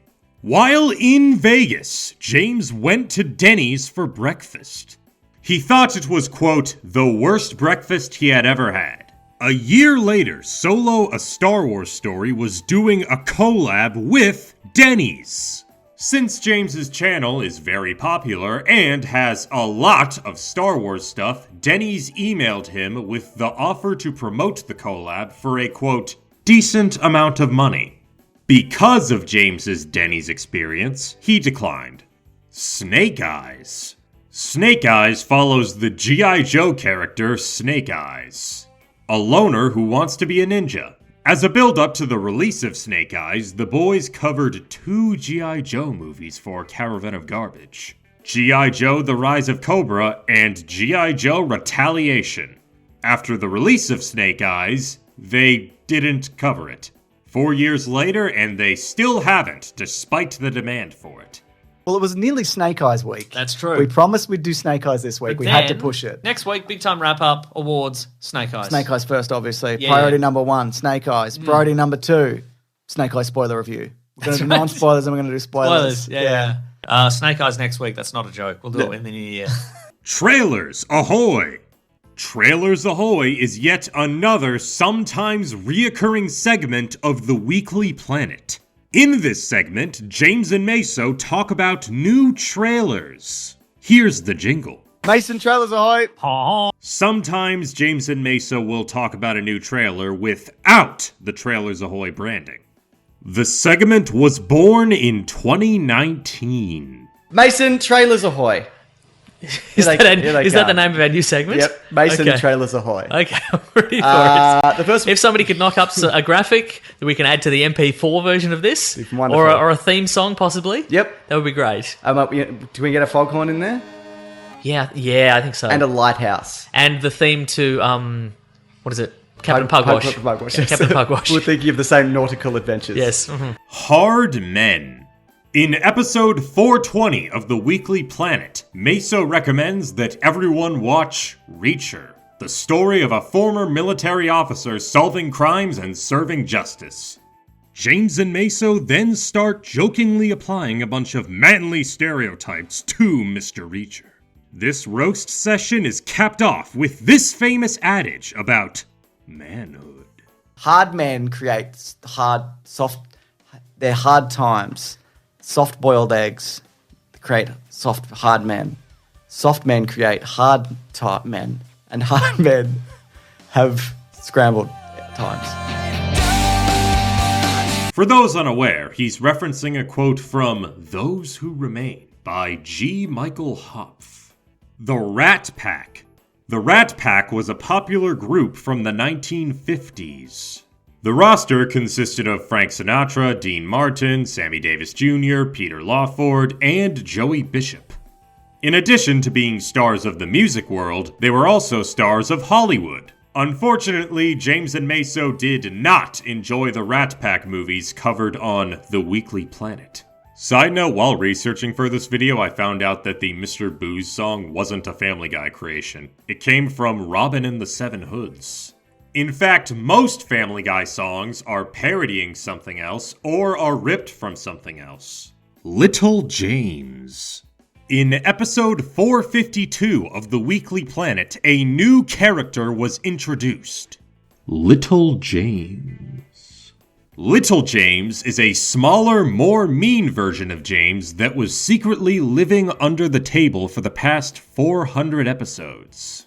Unfortunately, in the video Best of The Weekly Planet 2022, the Weekly Planet podcast, it was announced that Little James was murdered. The suspects were regular-sized James and others who were never named. Detective Maso eventually discovered that Little James, who did not die, was the real killer all along. The boys then prayed for Little James to die for realsies. I want you to kill Little James. Guessing returning FAF characters. The Fast and Furious films are all about cars, action, family, and boosting egos. The series often brings back characters from previous movies, whether they were a main player, in the background, or ever so slightly out of frame. They usually show up to either join the family or kill the family. Because of this, whenever James and Maso cover a Fast and Furious movie for Caravan of Garbage, they always keep an eye out for certain characters who may make a surprise return. Here's all the ones they've guessed so far. Ja Rule, Jesse, Diamond Face, Vince, the truck driver that hit Dom, Detective Bilkins, Christy Brinkley, Billy Joel, the guys Brian and Roman win cars from, the lady police helicopter pilot who loses Brian and Roman in the final chase, James Remar, Eva Mendes, Lil Bow Wow, which did happen, Big Head Small Face, any of the women, Takeshi the Drift King, the truck driver with the pet lizard who's also his brother, the guy that Dom hangs out a window, Dwight from The Office, Dwight, the man Brian plants drugs on, the guy who gets toilet water blasted up his ass, the train employee whose access card Brian and Mia steal, the snooty British car salesman who they force to strip. James thought this guy was him for a minute, but he was mistaken. Gina Carano, Tony Jaa, Juman Hunsu, and Ronda Rousey. James sees both sides. Sometimes James will claim to see both sides of a situation equally. On rare occasions, he will do this when the sitch seems incredibly one-sided. Anyway, Mason, I see both sides. Great. You know what I mean? Yeah. A lot of people they get hung up on one side or the other. But I see both sides, and that makes me above everything else. Wow. I can take a step back and go, can everyone chill out? That's just like your stance on nuclear holocaust versus racism. You can see both sides. No, I said that. I see them, but they're both bad, though. Yeah. But look, that battle's all great, and it's also very tragic because you're just seeing so many people and various primates getting gunned down, and it's all for naught. Why is this even happening? Just stay in your lanes, both of you. You've actually taken this too far. I see both sides. I'm an enlightened centrist. Okay. I bring that to just all aspects of life. Duncan Jones, though, said that original script was very one-sided. So the humans were the good guys and the monsters were the bad guys. So when he came on board, he was like, he scrapped all of that, and he wanted to tell both sides of that story, which I love. Because you see both sides. I see both sides, Mason. Absolutely, yeah. I see the sides of the humans, who seem to be mostly good, except for that corrupt wizard, and all of the orcs who are mostly terrible, aside from maybe two. Commentary tracks. As mentioned earlier, James and Maso upload commentary tracks to bigsandwich.co. While you have to pay for most of them, some of them are on YouTube for free. I also found multiple Weekly Planet commentaries that were uploaded to a channel called Mr. Sunday.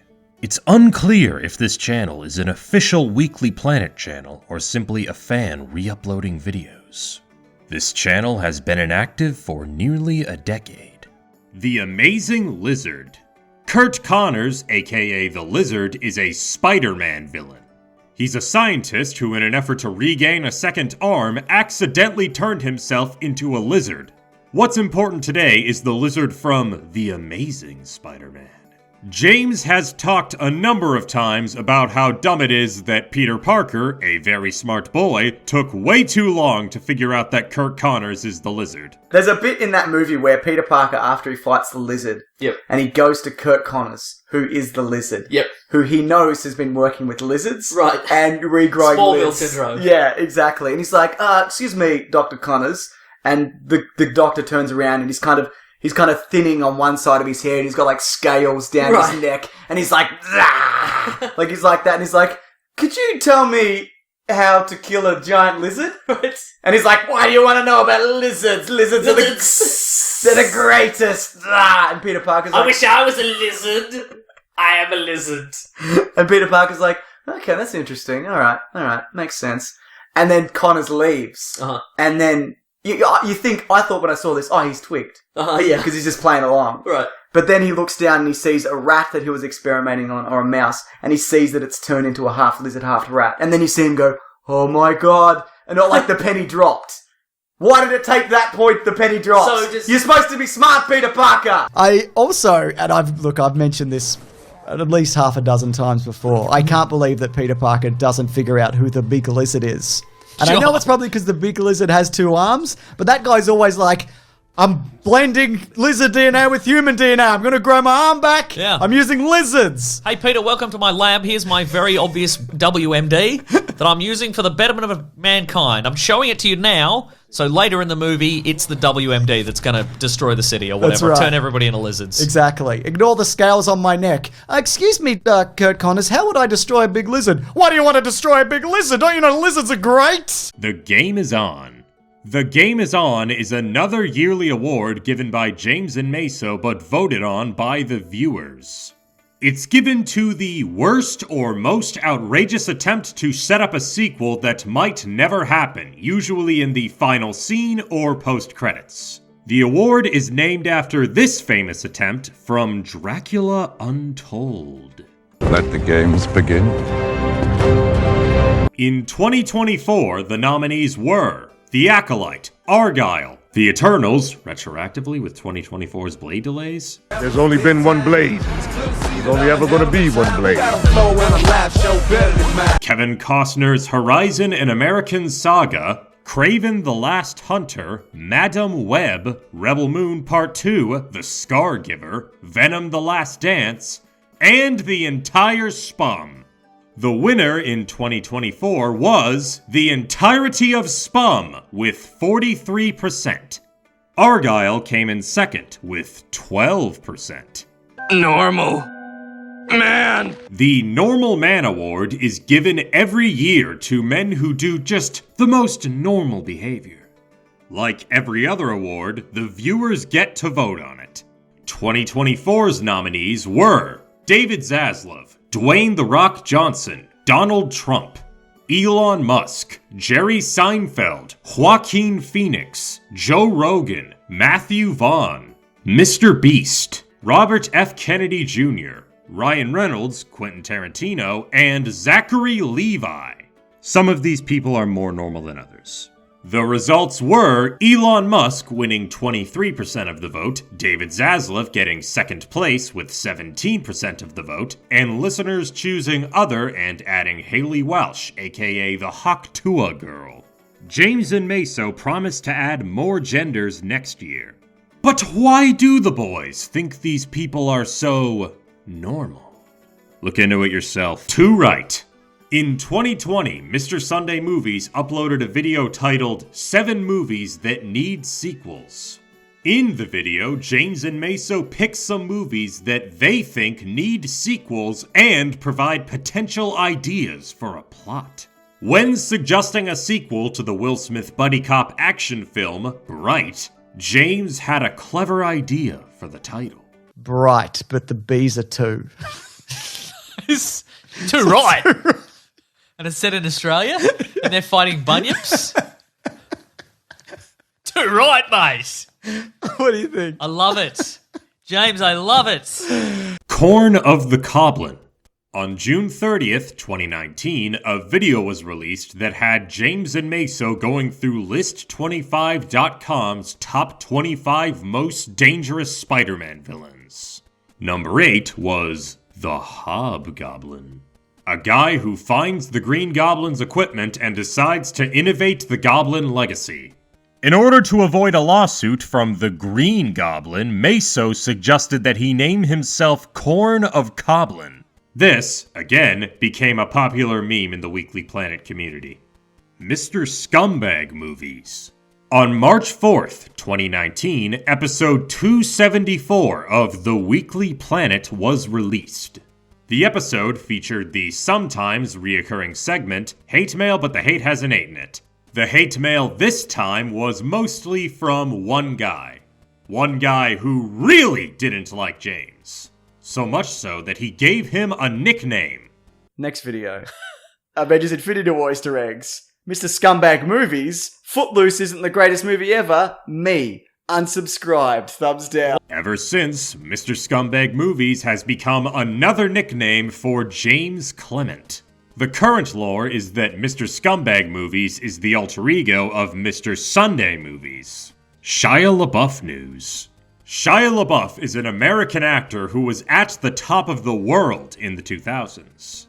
James used to have a reoccurring segment on the Weekly Planet called Shia LaBeouf News. In it, James would rant about what Shia did that week. These include plagiarizing Daniel Klaus's work, apologizing for plagiarizing Daniel Klaus's work via skywriting, going on an apology tour where he or someone the same height as him has a bag on their head, revealing that that was also plagiarized, and much, much more. Mr. Michael Biehn. Michael Biehn is an American actor known for being in every male millennial's favorite action movie. Sometimes, when Michael Biehn appears in a movie covered on the Weekly Planet, James refers to him as Mr. Bean. We get a young and beautifully mustachioed Michael Biehn, Ooh. the world's favourite Mr. Bean. Yeah, as far mate, as I'm I think so. concerned. Yeah. Between you and me, Mason, I'm going to agree with you on that one. You would never know that Mr. Bean came on board for this one, There we you know? go, yeah. Like, you just want to... People not friends with James in real life would know that he has precisely one joke related to the Aliens franchise, and it's Michael Biehn is Mr. Bean. I could use it for the Terminator franchise. Oh, that's true. Or the movie The Rock, Mason. That's true, yeah. You know? Well, imagine Mr. Bean and he's in the Tech Noir nightclub. Oh my God. Terminator is all... And he'd probably get shot. Yeah. Either he'd get shot or everybody in the club would die except him. And it was going to be the return of Mr. Bean. James loves Zorro. Zorro is a classic hero of fiction created in 1919. He defends the poor and others who have been victimized. Mr. Sunday Movies is a big fan. I'm a big Zorro fan, Mason. You know this about I'm me, aware right? of that, yes. I'm massive into Zorro. Yeah. I don't know if I've mentioned this before in a video. I definitely have on our podcast, The Weekly Planet, where we talk movies and comics and TV shows. But I fucking love Zorro, Mason. I fucking love Zorro. And this cat, it's just Zorro, isn't it? It's even the voice of Antonio Banderas. I love it. Do you love Zorro so much because you had a reverse Batman origin? Your parents, as a child, your parents took you to see The Mark of Zorro, The Mask of Zorro, whatever, and you just had a really nice time? Yeah, I had a really nice time. Oh. Your mother's pearls were intact the entire night? Welcome back, everybody, to another episode of Caravan of Garbage, where I just want to say up top, I just want to reiterate, Mason, that I freaking love Zorro. I freaking love it, Mason. Rude Obi-Wan. Obi-Wan Kenobi is the wise old man from the original Star Wars trilogy and the wise young man from the prequel trilogy. In 2022, a Kenobi TV miniseries was released on Disney+. During the build-up to the show, the goat and the man started a running gag titled Rude Obi-Wan. It consisted of Maso's parody voice of Obi-Wan doing rude shit. What's the matter, Anakin? Afraid? Yes! Afraid of me cutting your head off? Yes, Obi-Wan! With this friggin' lightsaber? Don't be rude. It's just you and me, Anakin, so I can be as rude as I want. Poos and bums and wees, Anakin. Anakin, do you remember Order 66, Anakin? Yes, I was involved What heavily. if it was 3 more, Anakin? That's right, Anakin. Order 69. Well, that could be anyone's bum, as far as I'm concerned. Big Ear's Batman. In 2023, the TV show Batman Caped Crusader was said to be released the following year.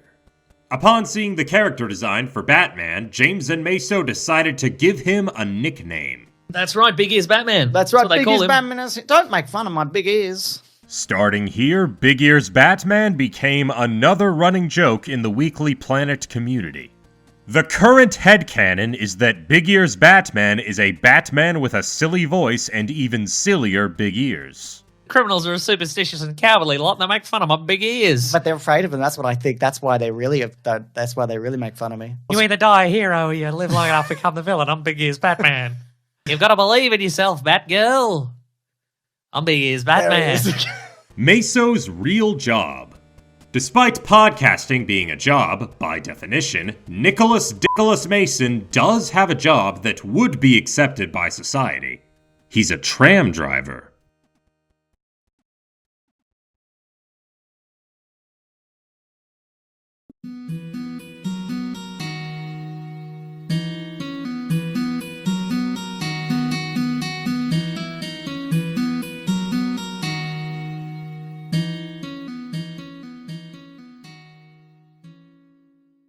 Screen Junkies Collabs. Screen Junkies is a YouTube channel that talks about mainstream movies. While they used to have some videos of people engaging in conversation, now it's almost entirely honest trailers. Fan-made trailers where a man with a trailer voice gives the audience all the info about a movie he can within 10 minutes or so, whether it's good or bad.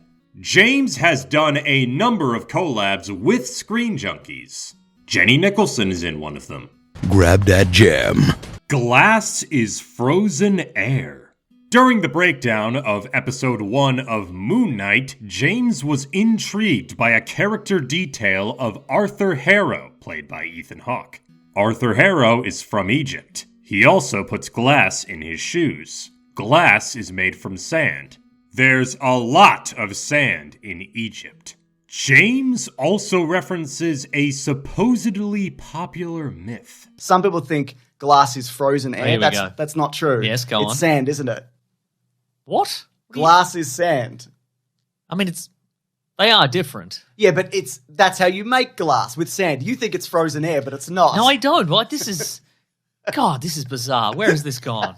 This became, you guessed it, another meme in the Weekly Planet community. A lot of people wrote in and said that's true that glass is not frozen air. We actually debunked a lot of theories. I don't think in that's relation true. to I don't that. think... No, I know it's not true. We debunked it, is what I'm saying. Nobody's ever thought that was true. No, we got a lot of praise. Oh. We got some glass experts. Oh, well, I'll take the praise then. Okay, if we're getting praise, then I mean, I said it, but if you would like some residual But praise. I was here, Yeah, so- you were here. Just to confirm, yes, glass is not frozen air. I just, it's something that we both like to... Nobody's ever thought that. Yeah, I know, because we've now changed people's minds on it. Sure, yeah. You know? Yeah, it's a whole new world. It's really isn't it? important Yeah. that people know that still. This could be someone's first video on this channel, you know what I mean? It's a good point, actually. Yeah, you're right. So do you think Ethan Hawke would have won that fight if he didn't have all that frozen air in his shoes? Sorry. We've already covered this. Oh, yes. It's glass. Glass is not frozen air. No one's ever thought that or said that. No, we've covered it. That's Okay, why. we've I'm definitely saying covered that. it, yeah. Dave Coulier. Dave Coulier is an American actor famous for playing Uncle Joey in the sitcom Full House. Sonny Jim and Tram Man used to have a reoccurring segment titled Dave Coulier. The segment consisted of them reading stories of Dave Coulier being a dickhead. This is from Tim Smith. I'm ready. Remember we talked about how last week Dave Coulier was a big dickhead? Yes. Well, here's another email about how Dave Coulier is a real dickhead. While in college, I worked at a family restaurant in Pennsylvania, which is a state in the US for dem Australian folks. I know that. Yeah, we know that. Where Dracula's from. Pennsylvania Dutch. Yes. There we go. Yes.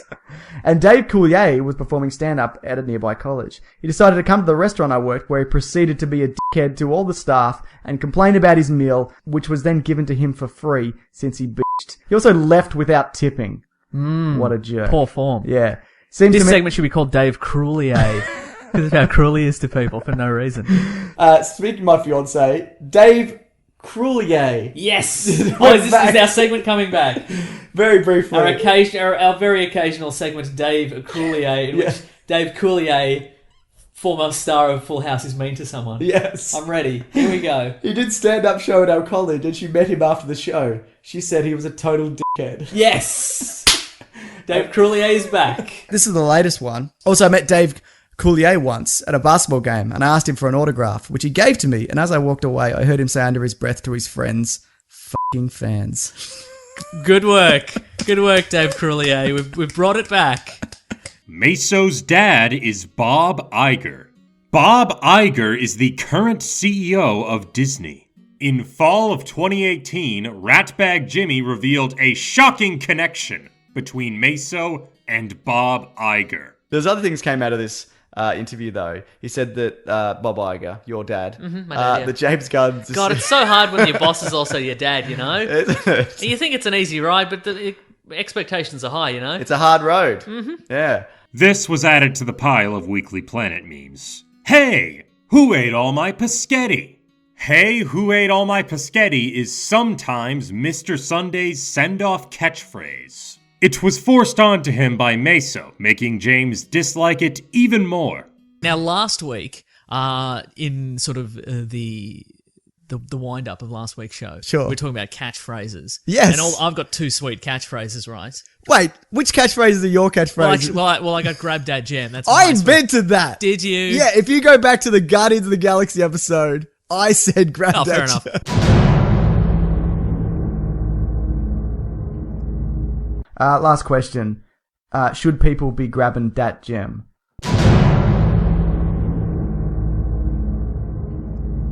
All right, well, it's on my t-shirt. Yeah, I anyway, know. the point is, you don't have a catchphrase, so I thought I would maybe test run some catchphrases All right, for cool. you this week as I think of them. Just as we go? Yeah, just as we go. Because I only thought of one now.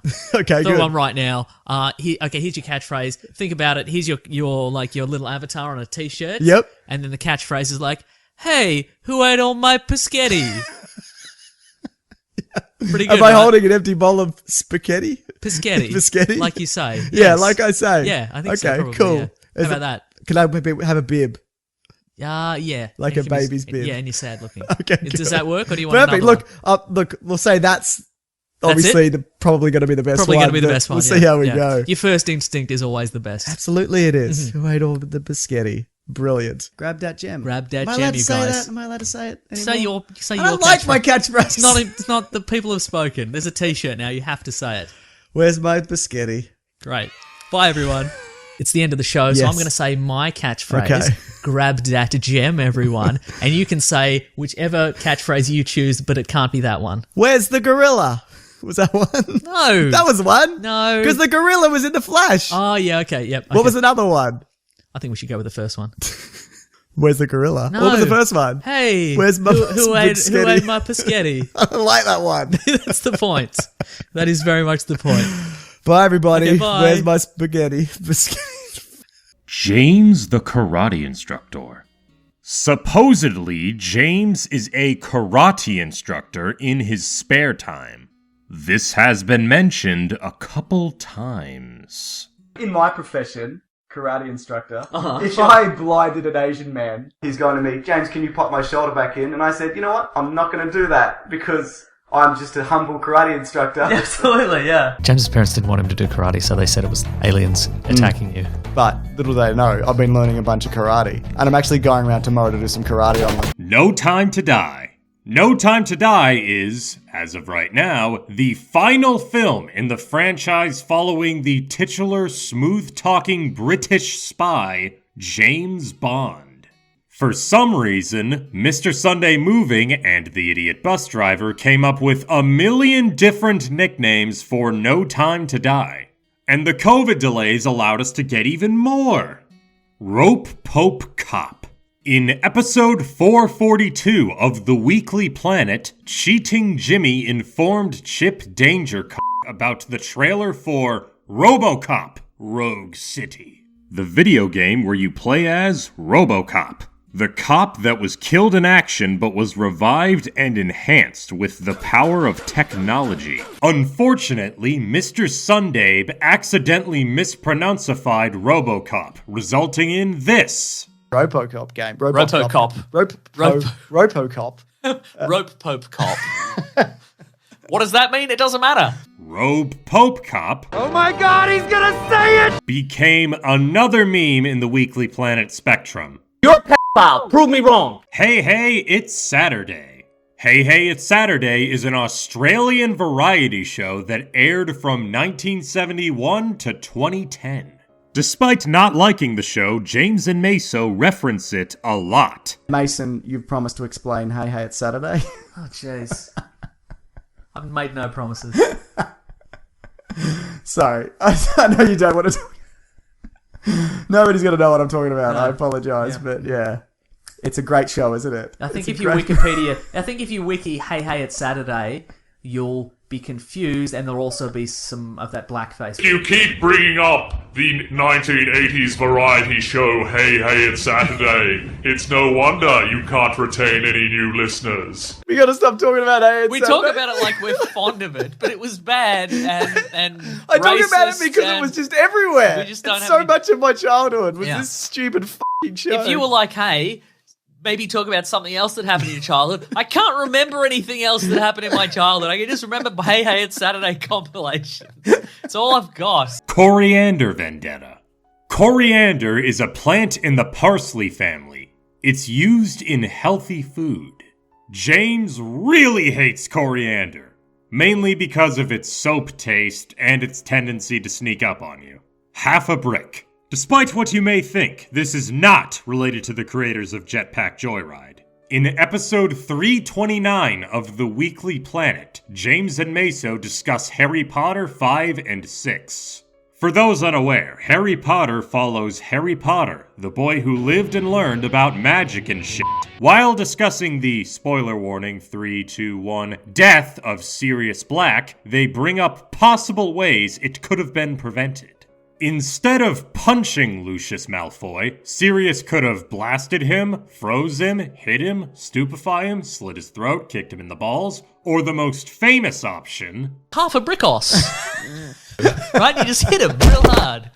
We just hit him in the side of the head with half a brick. Do you reckon you could take Helena Bonham Carter? This became another meme in the Weekly Planet community. Dermot Brereton. Dermot Brereton was an Australian football player who retired in 1995. In the Caravan of Garbage for The Fast and the Furious, James told a story about Dermot Brereton. Your boy Dickface had a friend who used to work at Subway. At this Subway, Dermot Brereton used to come in for lunch. His recurring order was a big ol' sub with 1 jalapeno. Red, Too Fast, Too Furious. When the boys were watching Too Fast, Too Furious for Caravan of Garbage, something was wrong. For unknown reasons, the film was really red. Keep in mind, James and Maso watched the movie in separate houses on separate TVs, so it's not a problem with their television. When they played the same movie rented on the same Amazon account on a laptop, there was no redness. James then tried renting the movie on YouTube, and it looked fine. The redness only happened when they rented the movie on Amazon on a specific television. The most bizarre part of this whole ordeal was that nobody else on the internet was talking about it. 2020 box office videos. As mentioned earlier, at the end of every year, the Old Boot and Flapsy list the biggest box office hits and bombs. However, for 2020, the format had to be changed. The pandemic made it so that cinemas were either closed or open with lots of restrictions.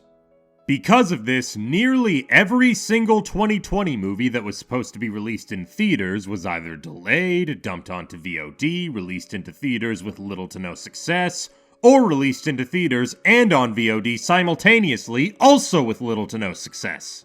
So, James decided that in order to properly calculate the biggest hits and bombs of the year, he must account for streaming numbers in addition to theatrical numbers.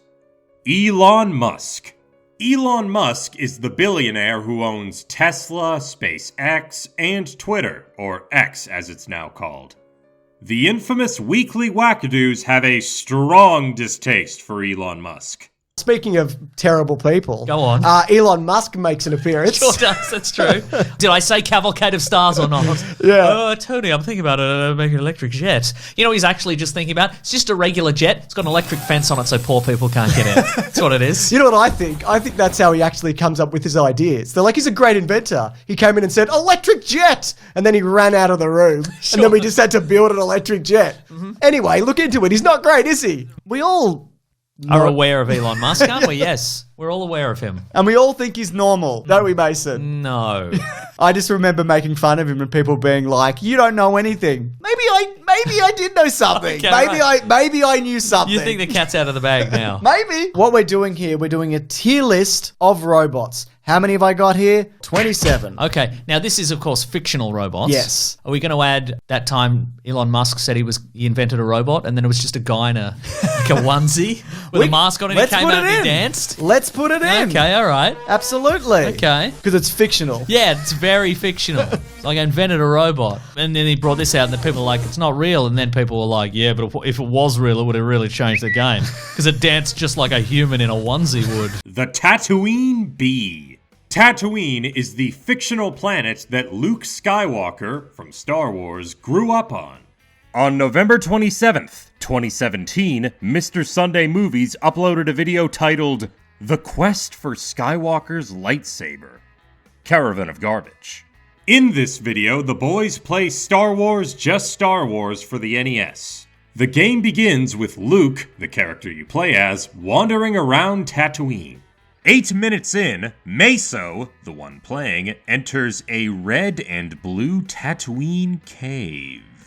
The cave contains what James refers to as the Tatooine Bee. The moisture farm destroying bee that legends have foretold about. Unfortunately, there's a whole army of them. Say the line, Blagus. This became another meme in the Weekly Planet community. Bill Paxton / Pullman. Bill Paxton and Bill Pullman are both American actors. Unfortunately, Bill Paxton died in 2017. Ever since episode 30, James and/or Maso have had a lot of trouble differentiating between the two. Bill Paxton's father actually still appears in the film. His father, Bill Pullman. Yes, his father, Bill Pullman. Uh-huh. Bill Pullman. Bill Paxton? Paxton, yeah. Which one, though? Both. Which one is he? He's the one from Alien. That's Paxton. Yeah, it's Paxton. Or is it Pullman? No, Pullman's the president. Oh, yeah. Okay, it's Paxton. Yeah. Right. Okay, great. Definitely Paxton. Look, yeah. There needs to be a chart. Bill Paxton or Bill Pullman's in it? Yep. Which one is it? I did that for you. It's Paxton. It is, yeah. James and Maso might not have been the first people to do this joke, because I found a bunch of other places on the internet that do it. Different pants. In episode 309 of The Weekly Planet, James's, at the time, 4-year-old son interrupted the podcast to make a request. Hang on. Yeah? Can you give me some different pants? All right, I'll get you some different pants. Everybody, I'll be right back. I gotta get some different pants. He's not happy with the pants he's currently This is wearing. wild. Just to be clear, is this some sort of attempt to get some sort of viral meme going again, a la Big Sandwich? Because it seems that way. You're like... I didn't word him up. You're like, my son, do some riffing out there. And he's come up with different pants. Come on. I don't know what to tell you. He's a meme machine. He's a meme machine. Yeah. I'm back. I changed We're my all back. shorts. Oh, my goodness. We're all in. His pants were fine, but it's one of these... Having like a 3 or 4 year old whatever, they're very much like, this is the particular thing that I want. It's all right. We all took the opportunity to put on different pants. Hashtag different pants, everyone. We're going to make this viral if it kills every single one of us. We want to see 1,000 memes. We want to see the feed in the Planet Broadcasting Great Mates choked up. We want to drive the admins insane. We want memes about different pants. We want people angry about there's too many memes about different pants. 2017 box office videos. As mentioned earlier, James and Maso have a yearly tradition where they list the biggest hits and bombs. The 2017 box office videos may seem normal at first, but then you realize that they were posted in 2024. I get being late to the party, but 7 years? A middle schooler could have become a college student in that time. Well, James explained at the beginning of the video that he wanted to cover the years he missed. Since the series started in 2018, that means he still has 1888 to 2016 to get to. Maso owes Robert Patrick $1. On August 29th, 2024, the Caravan of Garbage for Terminator 2 Judgment Day was released. The sequel to The Terminator. The story of an electronic murderer sent from the future to kill a woman named Sarah Connor before she gives birth to John Connor, the future leader and savior of humanity. The sequel has 2 Terminators sent back in time. One sent to kill John Connor and the other to protect him. Spoilers for which is which in 3, 2, 1. Get down. Years before this video, James and Maso watched T2 off camera. While watching it, James told Maso about a rumor. When the T-1000, the Terminator sent to kill, is piloting the helicopter, it uses a third arm to pilot. Maso thought this was hard to believe, so he made a bet with James. If the T-1000 does have a third arm to pilot the helicopter, Maso will send Robert Patrick, the actor who plays the T-1000, a single $1. The rumor turned out to be true. He's not on Cameo. You're going to have to figure it out. I'll figure it out. He's on Instagram. I'll send him $1. Or I'll send $1 to his charity of his choice. Great. They punch for a bit and then they're mates.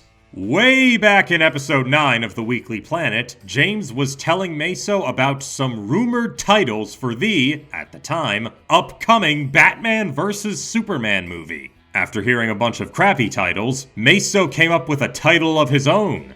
Batman vs. Superman, brackets, they fight for a while and then they're mates. Brackets, double. Over time, the title evolved into They Punch for a Bit and then they're mates.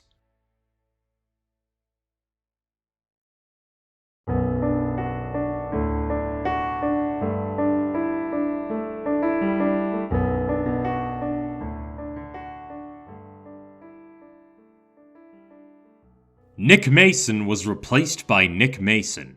In episode 437 of The Weekly Planet, the man who we thought was Nick Mason revealed something shocking.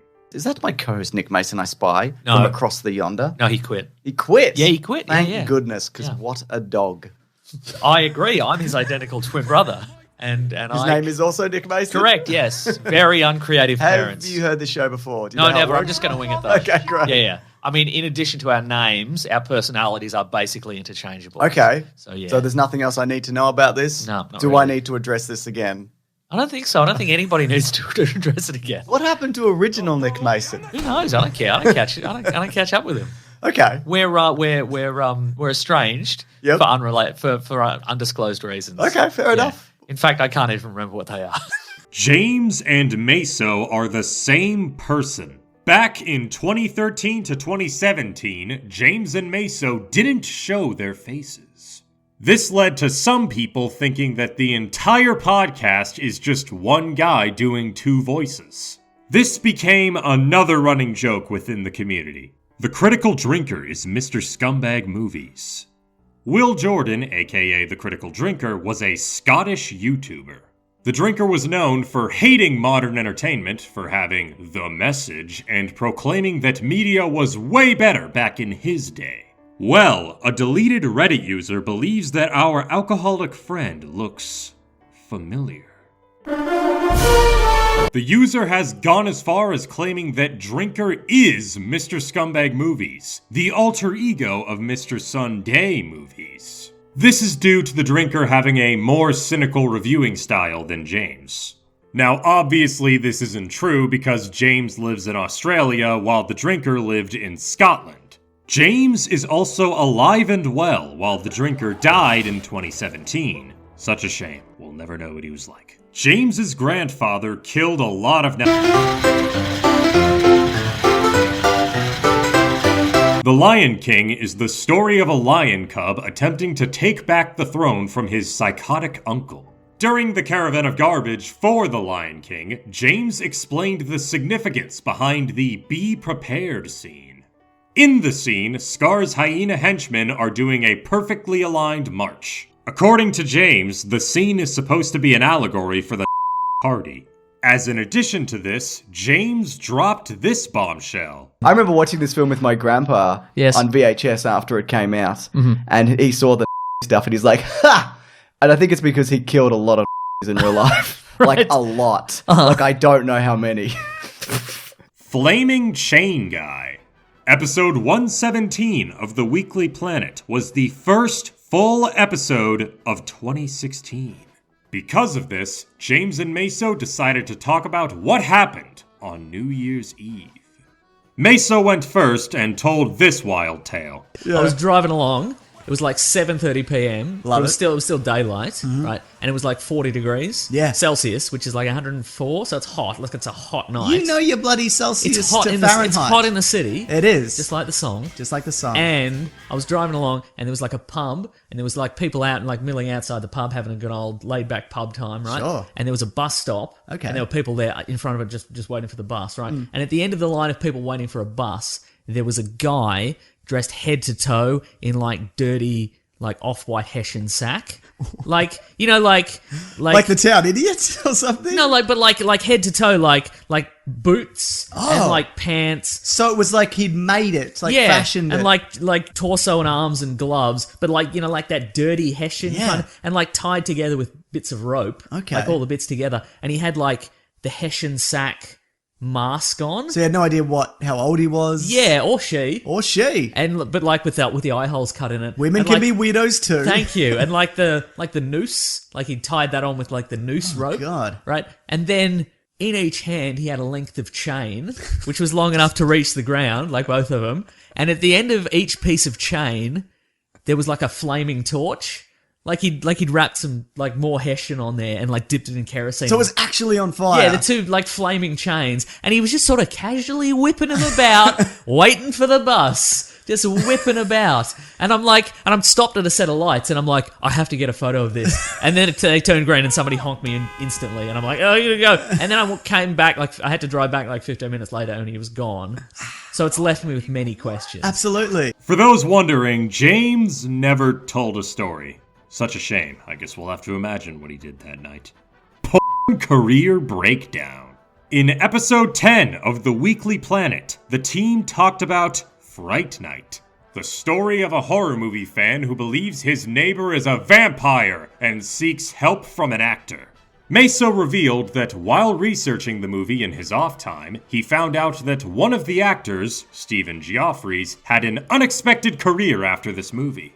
There's a character in it, and his name's Evil Eddie, and he's like the annoying sidekick of the main character. Yeah. And I'm like, that's fascinating. There's always in the 80s movies in the 80s, there's always like an annoying side character. I wonder what kind of career like an annoying side character has. Like, does he become the annoying side character in like a series of movies? Does he grow up and become a serious actor? Like, has he been in stuff we know? So anyway, I IMDb'd him, and I've got it here. I just looked it up. So after Fright Night. Like, he's done a couple more horror films. Good. And then, like, in 95, he did Mechanics by Day, Lube Job by Night. Wait a minute. Then he did Virtual Stud. He did Just 18 and Gay, Latin Crotch Rockets, Hunk Hotel, Leather After Midnight, Transsexual Prostitutes, Motel Sex, Cockpit, Manhunt, Transsexual Prostitutes too. So that first one was quite... Warranted a sequel. Yeah, Buff and Gay. Black Men, White Men, Bus Blazer, Uncut Glory, Leather Buddies, which sounds quite nice. They're really creative, these days. Yeah, I give them that. Leather Virgin, Private Temptations, Halfway House Hunks, Gay Men in Uniform, Guys Who Crave Big Cocks, which is, it's a bit much, quite frankly. In 2002... It's a little tasteless. Yeah, in 2002, Seaman Training Day. And then he's back in regular movies. I don't know how he did that. Zack Snyder watched kill count video. Zack Snyder is an American director known for dark and gritty comic book movies. In an interview with Hey You Guys, Zack Snyder was asked by Stephen Pop why his Batman kills. Zack stated that he wanted to challenge the character and show him killing in an indirect way. During his answer, Zack referenced a video that may sound familiar. There's a great YouTube video that shows all the kills in the Christopher Nolan movies, even though we would perceive them as movies where he doesn't kill anyone. I think there's 42 potential kills that Batman does, and it includes it goes back and includes even the Tim Burton Batman movies where this reputation as a guy that doesn't kill comes from. In case you forgot, way back in the third layer we talked about the Mr. Sunday movies kill counts. One of these kill counts is on Batman. It goes over every kill, to whatever degree, committed by Adam West Batman, Burton Batman, Schumacher Batman, and Nolan Batman. This kill count was released 7 months before this interview. While we don't have 100% confirmation, we have every other reason to believe that Zack Snyder himself watched this video and thought it was great.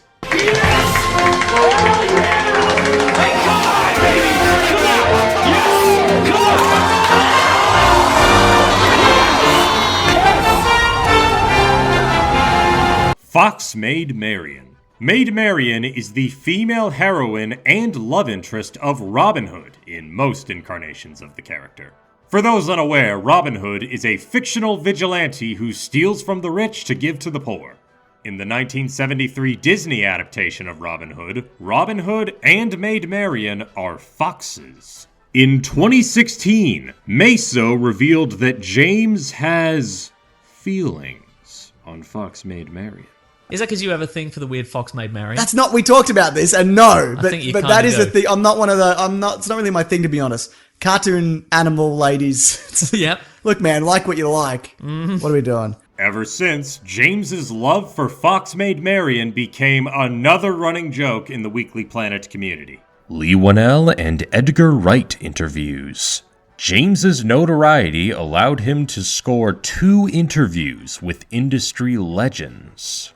Edgar Wright, director of the Cornetto trilogy, Scott Pilgrim vs. the World, and Baby Driver, and Lee Whannell, the man behind The Invisible Man, Upgrade, and Saw. More on that here. Both interviews are on YouTube if you're curious. Kevin Spacey.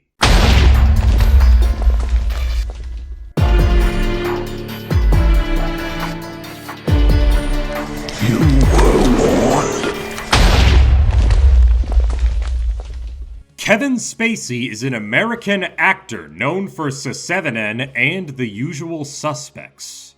In episode 7 of The Weekly Planet, James revealed that he has a friend who met Kevin Spacey. My friend met Kevin Spacey once. Did I tell you that story? I've heard that story. But I'm not going to tell it. No, that's an off-air. That's an off-air story. I've heard. You'll tell it again later, though. It's pretty great.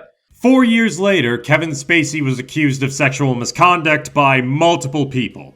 Naturally, when this was going on, people wanted to know more about James's friend's encounter with Kevin Spacey. So, in episode 210, James told the whole story. I got a lot of emails and letters regarding Kevin Spacey.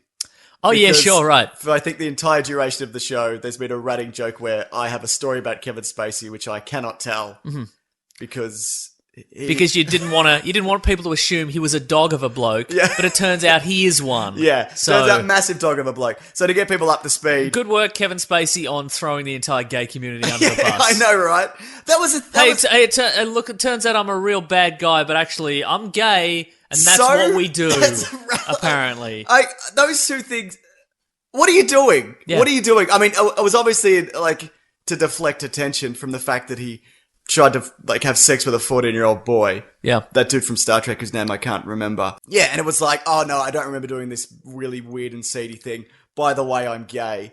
So? That's fucking irrelevant. Mm-hmm. Yeah, so basically, the story is, it's not a great, I'm not really gonna, because it's kind of a funny, weird sort Well, of. see, that's the thing. Like, story. and also the story you've got, and it's not yours. It's a friend. This happened to a friend of yours and mine. I'm friends with him too. No, I knew him first. Yeah, all right. God, jeez. But I mean, a lot of the Kevin Spacey stories that have emerged in the last week are basically, I had to work with Kevin Spacey on, I was an intern or a PA or something, and then this happened and I had to do, and then they, he was very, he harassed me in this way, and then I got fired from the project or whatever. So a lot of the stories are like, I had to work with him, and he used his position to exert power over me, kind of thing. This story isn't that. This story is just kind of fun and weird. My friend, met him at an airport,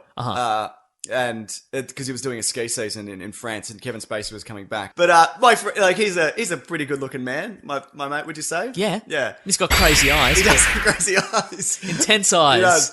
And Kevin Spacey kind of was very upfront about, and he had a girlfriend at the time who's now married to him. Very kind of openly kind of hit on him and complimenting him and all that kind of thing in the airport, and tried to get him moved up to first class to sit next to him. I feel weird telling it because it's kind of been this funny story that, that in my group now, it's like, oh, and he's a bad bloke. So I'm like, well, it's not really funny anymore. No.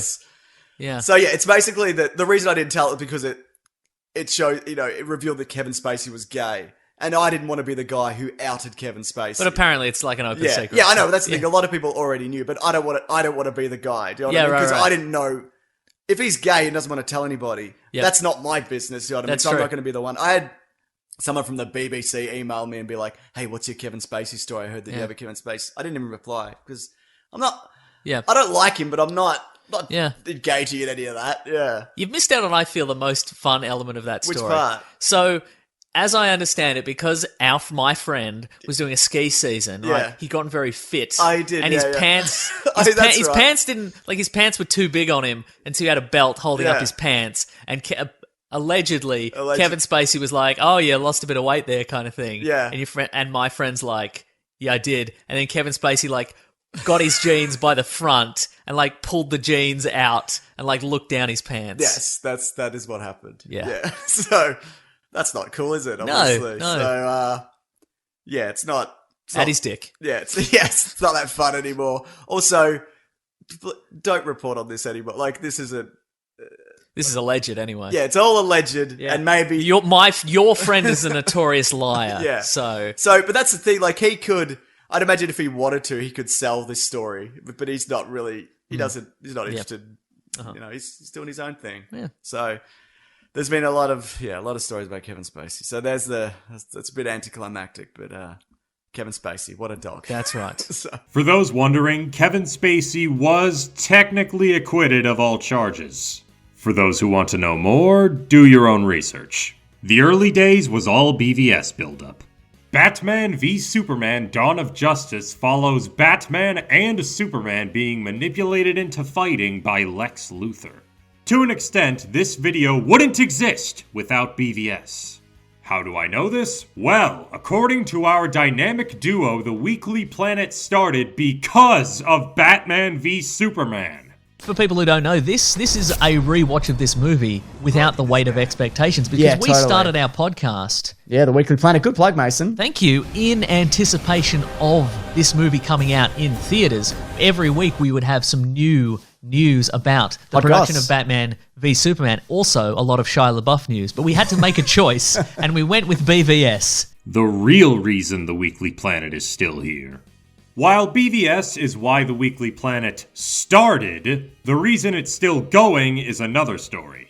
On his appearance on The Sure Store, Manchester Lane Radio with Steele Saunders, Nick Mason revealed that early on, James and him made a pact. Since James and Maso didn't desire to be famous, they only recorded 4 episodes. If the Weekly Planet received at least 1,000 downloads, they would continue the podcast. In the first month, it got about 1,500 downloads. However, Maso then revealed that there's more to this story than they initially thought. But it turned out years later that the hosting company inflated its download statistics by a huge amount. It turned out like years later we're like, oh, they were just pumping up their metrics. So we probably got like 100 downloads, and they were just making stuff up. So like, had we known, this never would have happened. But we pushed through regardless. But the secret bit sort of stuck around. I didn't want to be like, hey, everybody, can you please listen to my podcast? So I just never mentioned it. It seemed weird to be like, yeah, we've done 50 of these. So it just stuck around, and then people found out eventually. It's unclear if the hosting company is comicbookmovie.com or not. Either way, it's kind of amazing that James and Maso only have a career because someone exaggerated the numbers.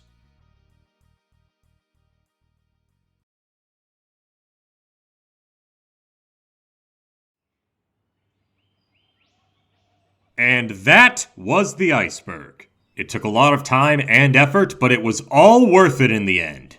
I'd like to thank r/weeklyplanetpodcast for assisting me because there was no way I'd have time to binge 600 episodes of a podcast.